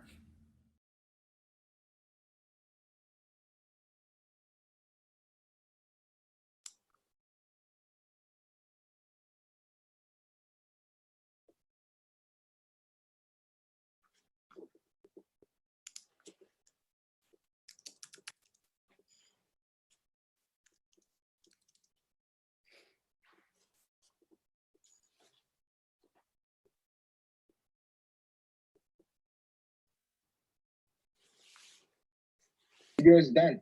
All right, Asif, we're right back to you after that video and those wonderful messages. So take it away. Yes, thank you for that, Safwan. Thank you for filling in and letting me do the transition with my daughter. We've been getting a lot of messages. I've been getting texts, I've been getting WhatsApps, I've been getting tweets. We've got a lot of friends around the country. I'm going to try to kind of keep up with who's been tweeting and messaging me. We've got MP Kamal Khera, Ruby Sahota, Ikra Khalid, Garnet Genuis, Ziad Abu Latif. Then we've got MP Greg McLean, MP Philip Lawrence. Of course, you just heard from MP Deb Schultz and Judy Segro, but they're also online watching the program. We've got Associate Minister MPP Michael Tibolo, MPP Jill Andrew, MPP Amarjot Sandhu, MPP Deepak Anand, and Minister MPP Sarkaria. I'm sure there's a few more that are out there watching this program. So thank you very much. Thank you for being with us and spending this afternoon with us. Our next guest is the National President of the Ahmadiyya Youth Association. The Ahmadiyya Youth Association looks after the activities, spiritual, sports activities. They've got about 15, 20 different departments. They've got their own annual budgets, a rather big budget, and they do wonderful things across the country. But not only do they look after the youth and the activities for them, but they do immense amount of humanitarian work across the country. So we've asked Zubair Afzal, the president of the Ahmadiyya Muslim Youth Association, to share what they've been doing and specifically what they've been doing during this pandemic and of course for the month of Ramadan. Zubair Afzal. Assalamu alaikum, peace be upon you all. And of course, Ramadan Mubarak to everyone as well. As we know, one of the most important aspects of the holy month of Ramadan is the aspect of serving the needy, as it has been spoken about already from the various different speakers. So it is quite fitting that today I've been asked to talk about the Ahmadiyya Muslim Youth Association and its humanitarian initiatives, and also the response and activities during the COVID-19 crisis. So first, just a little bit of background about Ahmadiyya in Canada and its various initiatives. The Ahmadiyya Muslim Youth Association is the youth auxiliary of Ahmadiyya Muslim Jamaat and is the largest youth group of its kind in Canada. Spread from coast to coast, it has over 100 local chapters consisting of over 8,000 Ahmadi Muslim youth or Khuddam and Atfal. including thousands of students and young professionals involved in many different fields. AMIA strives to provide Muslim youth a constructive platform that empowers them to make a significant impact on the society and fosters within its members the desire to serve humanity and give back to the society. Everything we do is, of course, motivated by the teachings of the founder of Ahmadiyya Muslim community, who once said, and I quote, "My heartfelt desire, my wish, and my purpose is to serve humanity. It is my job, my faith, and my way of life." That's why, under the banner of Mercy for Mankind, the Ahmadiyya Muslim Youth Association has made humanitarian services a key focus of its youth activities all across Canada. And I'll be going through and highlighting some of the activities. We start off with the blood drives. Every year, Ahmadiyya Muslim Youth Association holds over 10 blood drives organized in various cities across Canada. And in doing so, we have had a long partnership with Canadian Blood Services and have become a recognized leading donor and organizer of clinics. In the past 5 months alone, we have been blessed and fortunate enough to have donated over 724 bottles of blood just this year. Ahmadiyya Muslim Youth Association is honored and grateful to God Almighty and to be recognized as one of the Canadian Blood Services leading partners in blood donation. And in fact, as soon as the COVID-19 crisis hit, we reached out to the Canadian Blood Services and we offered them our services. And we're currently planning with CBS a major nationwide push for blood donations from all of our youth members immediately after Ramadan to help meet the current critical need. Moving on to the food drives, obviously it's a very critical and fundamental need of the time, and Chairman of Humanity First has already spoken of Humanity First perspective. We at Ahmadiyya Muslim Youth Association, we hold one of the largest Canada's largest food drives every year, and which collects on average over 250,000 pounds of food annually. We have partnered up with many food banks across Canada, and including Humanity First and Toronto's Daily Food Bank as well. And we're on an annual basis, whatever we collect, it is donated to them in the form of either food or the monetary funds that we do collect coast to coast. Moving on to charity runs. Similarly, another major initiative organized by the Ahmadiyya Muslim Youth Association in Canada are the 11 charity runs throughout Canada. The runs are held every year in cities including Vaughan, Brampton, Bradford, Saskatoon, Vancouver, Calgary, and several others. These charity runs raise funds for local hospitals and charities. In Vaughan, for example, one of the hospital wings of the new upcoming Mackenzie Health Hospital is in part sponsored by the Ahmadiyya Muslim communities through the funds raised by Run for One initiative, which has been ongoing for over 15 years. And for this hospital, we have pledged $2 million. And similarly, tree planting is something that our youth partake in every year. And in recent years, we have had the privilege of assisting with disaster relief and emergency situations as well, such as the floods in Ottawa region. Now I would like to turn towards some of the things that we have been blessed to do in particular this year. We start off at the launch of the number of humanitarian initiatives, and I start with the shelter bus initiative. This was something very unique and basically started when one of our AMIA youth volunteers who works in the city planning came up with the idea of retrofitting a coach bus to be able to host, seat, and even sleep many people in it. And for the purpose of providing a place where homelessness, for the homeless and the less fortunate individuals, we took on an initiative for 40 days. And after that, we continued on extreme cold days as well. The response we received was overwhelming. It was humbling, and it was truly, truly motivating for us. With just one bus, we were honored to have assisted over 3,000 less fortunate members of the city. And as the shelter bus was open throughout the entire winter, as I mentioned, over 40 days. Many of the volunteers spent countless amount of time spending 8 to 12-hour shifts on the shelter bus, distributing food kits, clothing where needed, and just hosting those in need of the evenings. Some of the feedback regarding the impact that shelter bus was having on the people using it, and it was certainly a deeply moving and gratifying feeling for us. Something we will inshallah be looking forward to expand next year. And I'm truly grateful to Chairman Save Humanity First to giving us the shelter bus to be able to continue this or to start this initiative. And finally, after that, in the winter months, of course, is the overall, the important work of giving back in various ways. By the grace of God, this year, another initiative we were able to launch was Meals on Wheels, in which the Canadian volunteers would go to downtown areas of major cities across Canada and distribute hot meals to those in need. Not only was this something very motivational for us, but we were able to feed over 2,852 people throughout the initiative. And finally, I want to speak a little bit about the COVID-19 crisis and what we as Ahmadiyya Muslim Youth Association have been able to do in this unique and difficult time. Of course, as we know that one of the pressing needs throughout the whole crisis has been the need to assist the elderly, the sick and infirm, with the picking up and delivering, and even in some cases, purchasing essential groceries, supplies, and medications. And as with everything we do, we as Ahmadi Muslim youth look for guidance towards our spiritual leader, His Holiness Hazrat Mirza Masroor Ahmad, the Caliph of the Ahmadiyya Muslim community. And this time of COVID-19, in light with the guidance of His Holiness, who urged his followers to step forward at this time and help those in need in whatever way we could.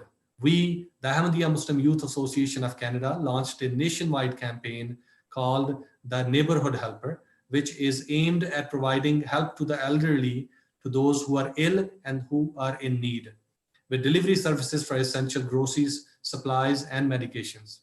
We launched a website, helpingneighbors.com, and a hotline, 1-855-435-7811, to reach out to the fellow Canadians. And to date, I want to highlight that we have received close to over 3,300 phone calls and emails from people requesting assistance from the Neighborhood Helper campaign with various requests during the COVID-19 crisis. Inquiries have been from people right across the country, including Saskatoon, Vancouver, Ottawa, Calgary, just to name a few. To date, we have been blessed and fortunate enough to have helped over 3,300 families in need, and it has been truly been something very uplifting and moving for us. We are also provided essential supplies from our own funds, such as the masks, hand sanitizers, or gloves, along with non-perishable food items. And of course, our youth volunteers are taking all the precautionary measures needed to serve our neighbors in this difficult time. In the same way, we have reached out to the various charities across Canada and offered our help to them. And many of them have returned our emails back, and we are working with them and making a plan in terms of how we can collaborate and work together to help the needy and less fortunate. Our volunteers are always ready to jump in whatever and wherever the need may be in this difficult and uncertain time. And as we have already entered in the holy month of Ramadan, our youth volunteers will be at the forefront trying to reach out to the less fortunate. In the end, ultimately for us, everything we do is about bettering our youth, fostering within them the spirit of humanity, serving humanity, because we truly believe that by making our youth upright members of the society who are constantly giving back, we are actually helping to strengthen the country that we love so dear. In the words of Ahmadiyya Muslim Youth Association's very famous slogan, nations cannot be reformed without the reformation of the youth. And I end this and I give it back to you, Asif. Well, thank you, Zubair Afzal, President of the Ahmadiyya Muslim Youth Association. Thank you for everything that you guys do. I was once a Khuddam, a member of the Youth Association. I still consider myself young, but I'm not allowed in that organization anymore. But it was some of the most memorable days, the activities that would be put on, athletics, and of course the camps. And the camaraderie of being together with our other brothers and doing all of the humanitarian work that we used to do. And I know the organization is even bigger than it was when I was younger. And the amount of outreach that you guys do is amazing. All the things that you just mentioned, if one of those things was being done by an organization, they'd be commended. But you're doing, several. You probably read off at least a dozen things that are being done across the country and with the Youth Association. So thank you very much. I'm going to queue it up. We've got 3 videos that are going to come up right now, and they're short videos. After that, we're going to have a speech by our Imam in Vancouver, we'll have another video from the Prime Minister, and then we've got our President, Ramadan Mr. Lal Khan Mubarak. Malik, who'll close off the by the Ahmadiyya community. For the Muslim community, Ramadan is the most important and holiest month of the year, with a focus on self-reflection, giving to charity, and the virtue of prayers. As we practice social distancing during this crisis, I know many of you will be praying in your homes rather than coming together at the mosque. But with this unique virtual Ramadan campaign, I know that the spirit and the meaning of Ramadan will continue to inspire everyone. My friend and colleague, member of Provincial Parliament, Parm Gill, and I also want to extend our gratitude to the Ahmadiyya community in Milton and at large for their generosity and support during this time. You have truly made a difference in our fight against COVID-19. Together, we will get through this, and I look forward to celebrating with you next year. Assalamu alaikum. Peace be upon you. It's an honor to be part of the virtual Ramadan campaign launched by the Ahmadiyya Muslim Jamaat.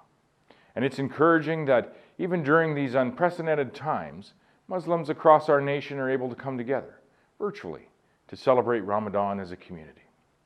In order to flatten the curve, it's vitally important that we continue to follow social distancing guidelines as set out by our Chief Medical Health Officer. The virtual Ramadan campaign is an innovative way for us to join together to celebrate while following these essential guidelines. And this goes to show the strength, the unity, and the creativity of our Canadian communities. Congratulations once again to the Ahmadiyya Muslim Jamaat for holding Canada's largest virtual Iftar dinner. Ramadan Mubarak to all those celebrating. Take care. Ramadan Kareem to all of my friends in the Ahmadiyya community.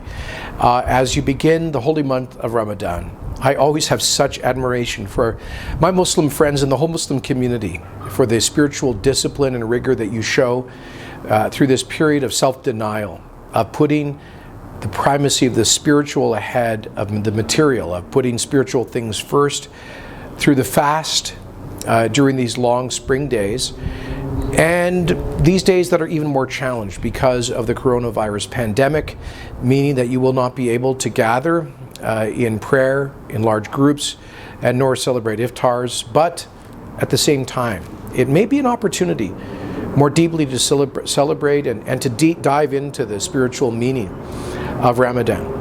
The Ahmadiyya community is a community that has experienced, and in many parts of the world continues to experience, adversity and even persecution.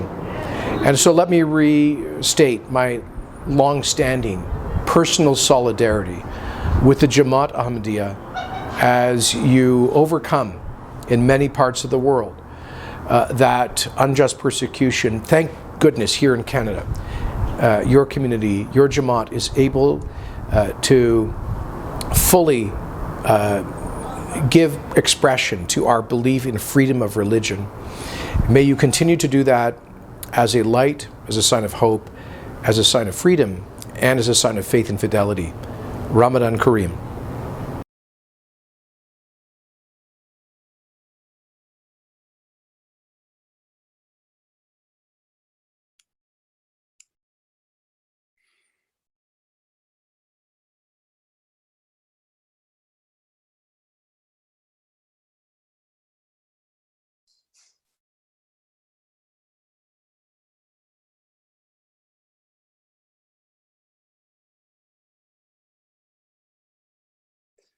Okay, thank you.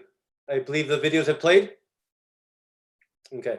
I want to introduce our next speaker, but before I just do that, I want to remind our members and our viewers in the audience and across the country that we're trending on Twitter. I would ask that if any of you are on your smartphones to please tweet it out, tie it into the program. The hashtag is hashtag virtual Ramadan. Ramadan is Ramadan. So thank you again. And we apologize if we've missed anybody. We'll probably have Hassan come back in a little while, to see if there's any questions from Twitter. So our next speaker is Imam Umair Khan. Umair Khan is somebody I've known For some time, I had a small part in the missionary seminary college, and he was one of my favorite students. I was disappointed when he got posted to Jamaica for some years, but he's now back here in Canada, serving in Vancouver, and we're lucky to have him back. Umair, please, Imam Umair Khan, please take over.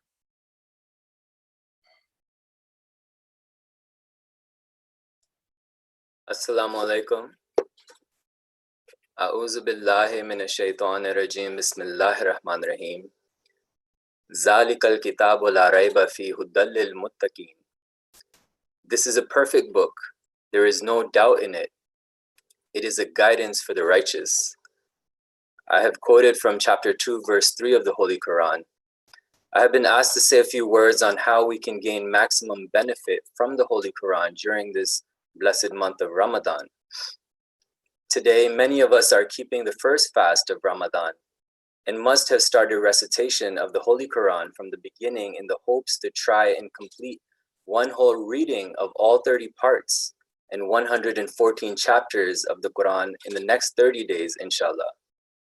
One of the ways of attaining maximum value from the Holy Quran during Ramadan is to reflect on the saying of the Prophet Muhammad sallallahu alaihi wasallam that the best among you is the one who learns the Quran and teaches it to others. When we reflect on this teaching of the Prophet Muhammad sallallahu alaihi wasallam, we realize one way to attain maximum benefit from the Quran this Ramadan is to study it and absorb its spiritual teachings into our daily lives. After studying it, we would be in a position to adhere to the second part of the Prophet Muhammad sallallahu alaihi wasallam's advice of teaching it to others. And one way to start that conversation of teaching it to others, to tell our brothers and sisters that the highest level of jihad or struggle in the way of Allah according to the Holy Quran is mentioned in chapter 25, verse 53. وَجَاهِدْهُمْ بِهِ جِهَادٍ كَبِيرًا. That the great struggle in attaining Allah's nearness is by conveying the message of the Quran to our brothers and sisters. Hazrat Mirza Ghulam Ahmad alayhi salam, the promised Messiah and Mahdi, the founder of the Ahmadiyya Muslim Jamaat, conveyed this message to the Muslim world that in this era, to strive in that struggle or jihad in the way of Allah, our weapon is the pen. He said, now it is the jihad with the pen that has to be waged. And we should use that pen to teach our brothers and sisters that message of the Quran, that there is no God but He, slumber seizes Him not nor sleep. The Quran teaches us that the teachings of Islam are practical. La yukallifullahu nafsan illa wus'aha, that Allah burdens not any soul beyond its capacity. The Quran teaches us that Islam is for all people and nations, regardless of your skin color, traditions, and cultures. The Quran teaches us that Allah does not look at your physical appearances. Rather, He says in the Quran, Inna akramakum indallahi atqakum, that the most honorable among you in the sight of Allah is he who is most righteous. The Quran teaches us to respect other people's religions and beliefs.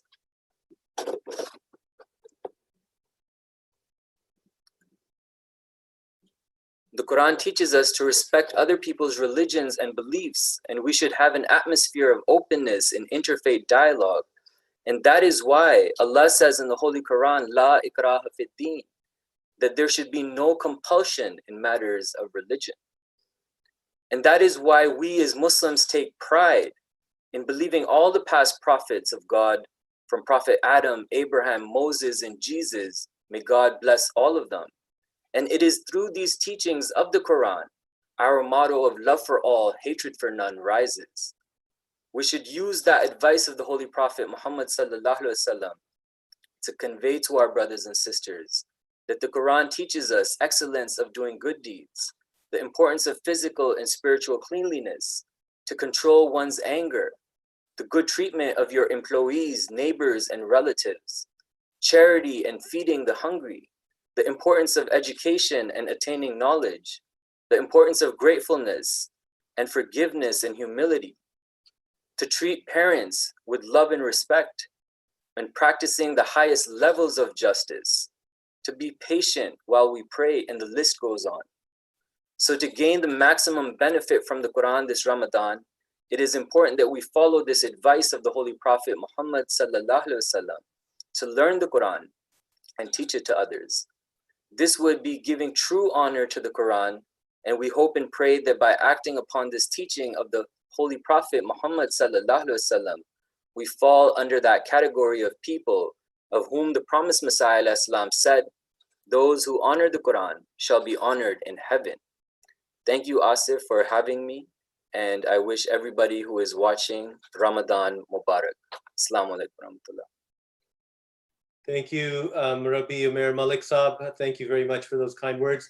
Extracting maximum benefit from the Holy Quran all times of the year is important, and especially during the month of Ramadan, it is even more important. Every Muslim spends time in the morning after the morning prayer reading the Quran, and many will make the attempt to finish the entire Quran throughout the month. So thank you for sharing those bits of wisdoms that come from the Holy Quran. I want to thank all of our guests that have stayed on with our program live, Mayor John Tory, Mayor Bonnie Crombie, Minister Lecce, of course, all of our guests that record. Hello everyone, bonjour à tous, and welcome to Canada's largest virtual Iftar dinner. You know, last year I was in Milton for an Iftar, and I really wish I could join you for another one this year. Unfortunately, we have to stay apart right now, but I'm really happy to join you virtually to mark the first day of Ramadan. I know that not being able to pray at your local mosque or get together at the end of the day with loved ones to break the fast is a big change, and I know it's hard, but we have to stay apart right now to keep each other safe. I want to thank Ahmadiyya Muslim Jamaat of Canada for putting together this celebration and for making sure no one has to be alone tonight. Le Ramadan met en lumière les valeurs qui sont au cœur de l'islam, comme la compassion et rendre service aux autres. Et j'aimerais remercier toute la communauté musulmane Ahmadiyya de mettre ces valeurs en pratique à chaque jour. Throughout this pandemic, you've shown us all what it means to give generously, and organizations like Humanity First are leading the way by stepping up and helping people in Canada and around the world. Alors, ce soir, on célèbre aussi les contributions importantes que vous apportez à notre pays. Sophie et moi offrons nos meilleurs vœux de bonheur et de paix à tous ceux et celles qui célèbrent le Ramadan. Ramadan Mubarak.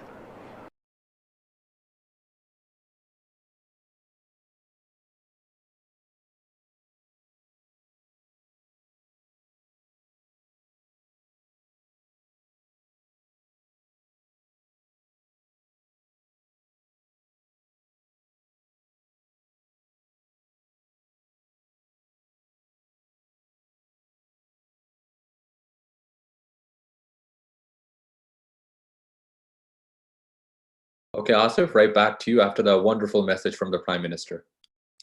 Thank you. I think I'd like to turn it over to Hassan. I've been on WhatsApp with him. I believe there's been several tweets that have been coming in throughout the program. He's going to pick a few for us to kind of, you're going to read a few for us, Hassan? Yes, sure. So thank you, Asif. Yeah, I mean, as mentioned previously, hashtag virtual Ramadan is now trending on Twitter as we speak. I just want to encourage everyone to keep the conversation going. We're at number 3 right now. If we keep on tweeting, we can probably get to number 1. I'll just read out a couple of cool tweets. Well, actually, I've just been informed that we're actually number 2 on Twitter now, so we're almost there. Let's keep it going. Let's get to number 1. There was a really nice tweet by the MP Honorable Lindsay Matheson from London Fanshawe, who said, "Assalamu alaikum. I'm honored to join hashtag virtual Ramadan event. Being separated from our loved ones and traditions can be difficult, but you're reminding us that we can still reflect on our own blessings. Help those who are less fortunate and be charitable. Ramadan Mubarak, my friends."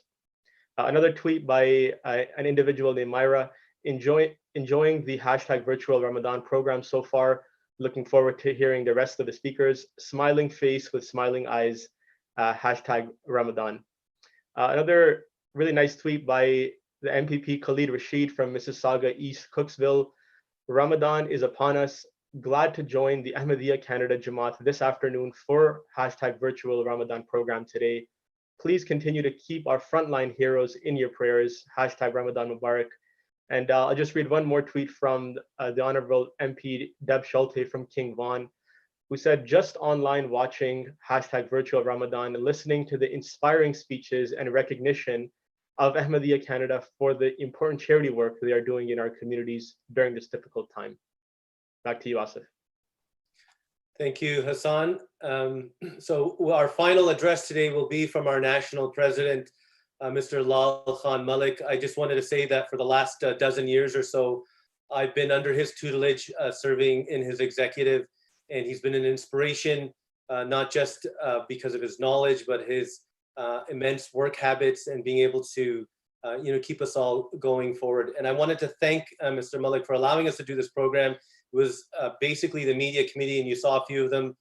They're younger than myself, and they came up with this idea of doing virtual Ramadan. And Mr. Malik has always been supportive of our campaigns and our ideas, so thank you very much. Our national president, Mr. Malik Lal Khan. Bismillah ar-Rahman ar-Rahim. In the name of Allah, the Gracious, the Merciful.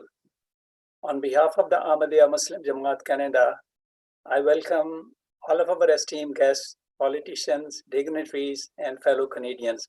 Assalamu alaikum wa rahmatullahi wa barakatuh. May peace and blessings of Allah be upon all of you. By the grace of Allah, today marks a very special day for Muslims around the world as we embark on a spiritual journey over the next 30 days during the blessed month of Ramadan, with the intention of sparking a lifelong change towards increased spirituality and nearness to God Almighty. Ramadan is known as the holy month of fasting. Fasting is a common thread that binds majority of the world religions. It has been observed from times immemorial. The Holy Quran states, "O ye who believe, fasting has been prescribed for you as it was prescribed for those before you, so that you may become righteous." Chapter 2, verse 184. So the purpose of fasting is achievement of righteousness. What is righteousness? It is fulfillment of our obligations to God and fulfillment of our obligations to fellow human beings. And Ramadan helps us achieve both. Muslims look forward to the blessed month of Ramadan every year. It is a month filled with joy and family bonding, but most importantly, a month filled with spiritual and moral development. For some people, remaining hungry throughout the day is not the hardest part of Ramadan. The hardest part are all the spiritual guidelines that accompany it. If you don't abstain from evil words and evil deeds, said the Holy Prophet Muhammad, peace and blessings of God be upon him, God has no need of your abstaining from food and drink. Another very memorable part of Ramadan is that mosques are filled with worshippers throughout the day. 5 daily prayers are offered in congregation. People from across the neighborhood gather in the mosque for opening up their fasts. Children handing out dates and water to all the attendees, while other kids march throughout the mosque collecting empty bottles and wrappers. A vibrant scene that brings to mind great memories. With the rise of COVID-19, while the mosques are empty, the spirit of Ramadan has yet again kindled in our hearts. As Muslims, we believe in the true concept of integration. The Holy Prophet Muhammad, peace and blessings of Allah be upon him, has guided us that loyalty to our homeland is a part of our faith. So while we pass through these unprecedented times, it's important that we are following the laws of our society and maintaining physical distancing. Even during the month of Ramadan, we should try our level best to remain home. This Ramadan, we have a special opportunity to create the same spiritual atmosphere within our homes and turn our homes into mosques. His Holiness Sadr Mirza Masroor Ahmad, may Allah strengthen his hands, has addressed the worldwide Ahmadiyya Muslim Jamaat in his Friday sermon yesterday. He mentioned that many people have been writing to him that during these days, a new change has come about in their homes through offering congregational prayers, listening to commentary of the Holy Quran, watching Friday sermons as a family, and various other programs on MTA. Thus, many of us are taking full advantage of this opportunity that God has given us. The spiritual atmosphere which has come about in our homes should increase us in goodness, as opposed to the state of worldly households wherein arguments and discontent have increased. So, my fellow brothers and sisters, the key message that I leave you all with is that while we follow the rules of the government and demonstrate our cooperation and integration, let's also use this month to make the most of this blessed month. We should use this opportunity to share with fellow Canadians how we are celebrating this blessed month while complying with the well thought out plans of the government. In fact, this is one of the reasons that we have launched this national virtual Ramadan program. It's a creative campaign that has been developed for two reasons. First is to give Muslims an opportunity from across Canada to come together as a family and celebrate the blessed month of Ramadan together. Second, it is to show Canadians the beautiful teachings of Islam and give others a chance to participate with us in this blessed month. Spending in charity is a fundamental part of Islamic practices. During Ramadan, this act becomes all the more important. It is reported that the Holy Prophet Muhammad, peace and blessings of Allah be upon him, was the most generous of men. But his spending in support of the needy would become a swift win during Ramadan. We must follow this model. We must follow his model.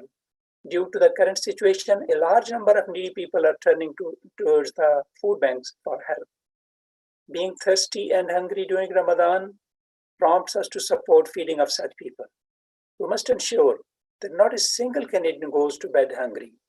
We can do this by supporting food banks like Humanity First so that help reaches those who need it. The frontline health professionals and the first responders are worthy of our appreciation and our prayers. May Allah protect those who are putting their lives at risk to protect us. May Allah reward them graciously. I would like to end with a quote from His Holiness Hazrat Mirza Masroor Ahmad, the head of the worldwide Ahmadiyya Muslim Jamaat, regarding the recent pandemic. He said, "May Allah give wisdom to the governments of the world. May they not make any decisions that lead the world to further destruction. May they make their policies with wisdom. May God help those scientists who are searching for a cure to this pandemic. Amen." Over to Asif Khan. Jazakallah. Thank you very much, Mr. Malik Amir, Jamaat Canada, for your words and your direction during this wonderful and blessed month. On behalf of all of us, all of the organizers and the Ahmadiyya Muslim Jamaat of Canada, we wanted to say thank you for taking the time to be with us. Before we end the program, before I sign off, we've got another 3 videos that are going to play at the back end. Those 3 videos are remarks from Andrea Haworth, the leader of the opposition, MPP Kevin Yard, and MPP Sarah Singh. So once we're done, those videos will play. I know from across the country, some are getting ready to break their fast. We here are probably going to quickly get Asr Namaz done and get ready for the evening dars. And out in Vancouver, in Calgary, I imagine your afternoon programs will get going, or maybe a quick afternoon nap. This was a great day to spend the day. Obviously, we did our Sadi, or our opening of the fast in the morning. Spent the day preparing for this, and now it's already getting close to 6 o'clock. I wanted to thank MP Lecce for staying with us on this program for basically the entire hour-and-a-half period. So thank you kindly. And again, to all of our viewers and audience members, happy Ramadan, Ramadan Kareem, Ramadan Mubarak to everyone. And with that, I will cue it to the videos, and take care and have a wonderful, safe, blessed, spiritual month. Assalamu alaikum. Assalamu alaikum. Hi, I'm Andrea Horvath, leader of Ontario's official opposition. I'd like to extend my best wishes to Muslim communities here in Ontario and around the world during the holy month of Ramadan. If the videos haven't I'm played excited yet, to be part of the virtual Ramadan campaign launched by the Ahmadiyya Muslim Jamaat. This year, Ramadan will not be the same. You'll not be able to gather with your Jamaat and community in person. But I know you will not let this affect the true spirit of Ramadan. And while Ramadan will be celebrated differently, your devotion, worship, compassion, generosity, and service to others will remain strong and continue during this month and throughout the year. I'd like to recognize and thank all the Muslim organizations and volunteers that have come forward during this time to support our most vulnerable community members. As we practice physical distancing to help limit the spread of COVID-19, I want to thank Ahmadiyya Muslim Jamaat for launching this unique virtual Ramadan campaign and for doing your part to protect the health and well-being of your families, loved ones, and community. I encourage Canadians to partake in this campaign and learn more about Ramadan and fasting. We will get through this challenging time together. On behalf of Ontario's New Democrats, I want to wish everyone observing this holy month a peaceful and blessed Ramadan, and congratulate the Ahmadiyya Muslim Jamaat for holding Canada's largest virtual Iftar dinner. Love for all, hatred for none. Ramadan Mubarak.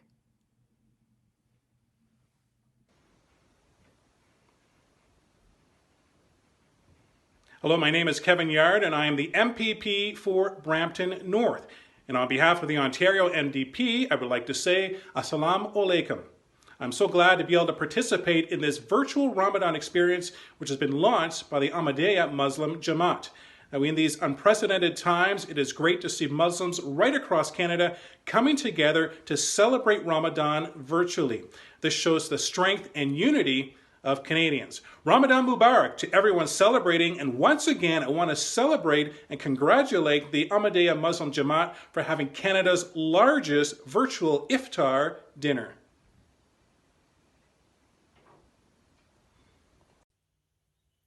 Assalamu alaikum, sisters and brothers. My name is Sarah Singh and I'm the Member of Provincial Parliament in the riding of Brampton Centre. It is an honor to participate in the virtual Ramadan celebrations being hosted by the Ahmadiyya Muslim community. It is comforting to know that during these unprecedented times, Muslims across Canada will still be able to gather and celebrate together. I'd like to encourage everyone to continue to follow the social distancing guidelines. And I'd like to congratulate the Ahmadiyya Muslim Jamaat for finding an innovative way for us to all celebrate Ramadan. This virtual dinner is the largest of its kind, and I encourage all Canadians to participate and learn more about the traditions of Ramadan. Ramadan Mubarak, everyone. Please stay safe and enjoy your celebration. Hello, I'm George.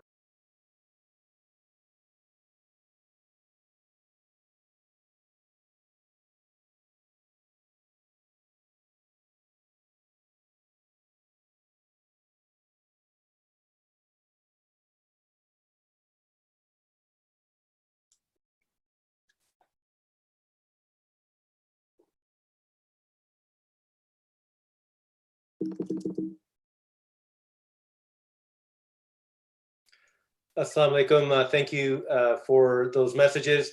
I would like to turn it back over to Mr. Malik Lal Khan, the National President of the Ahmadiyya Muslim Jamaat, to conclude this program with some final remarks and a silent prayer. Mir Sahib. Please join me in the silent prayer that Allah may make this program a source of inspiration for all the members of the Jamaat and our guests who have watched it or who would be watching it later. May it become an inspiration about knowing the beautiful teachings of Islam and how through fasting, Islam teaches us self-discipline and enables us to emerge better human beings at the end of this month of a spiritual refresher course. Please join me in the silent prayer.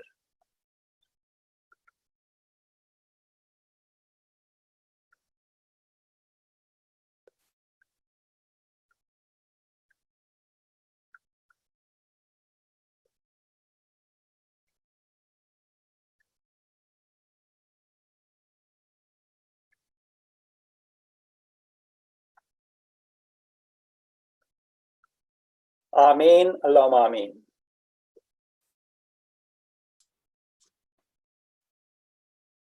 Thank you. That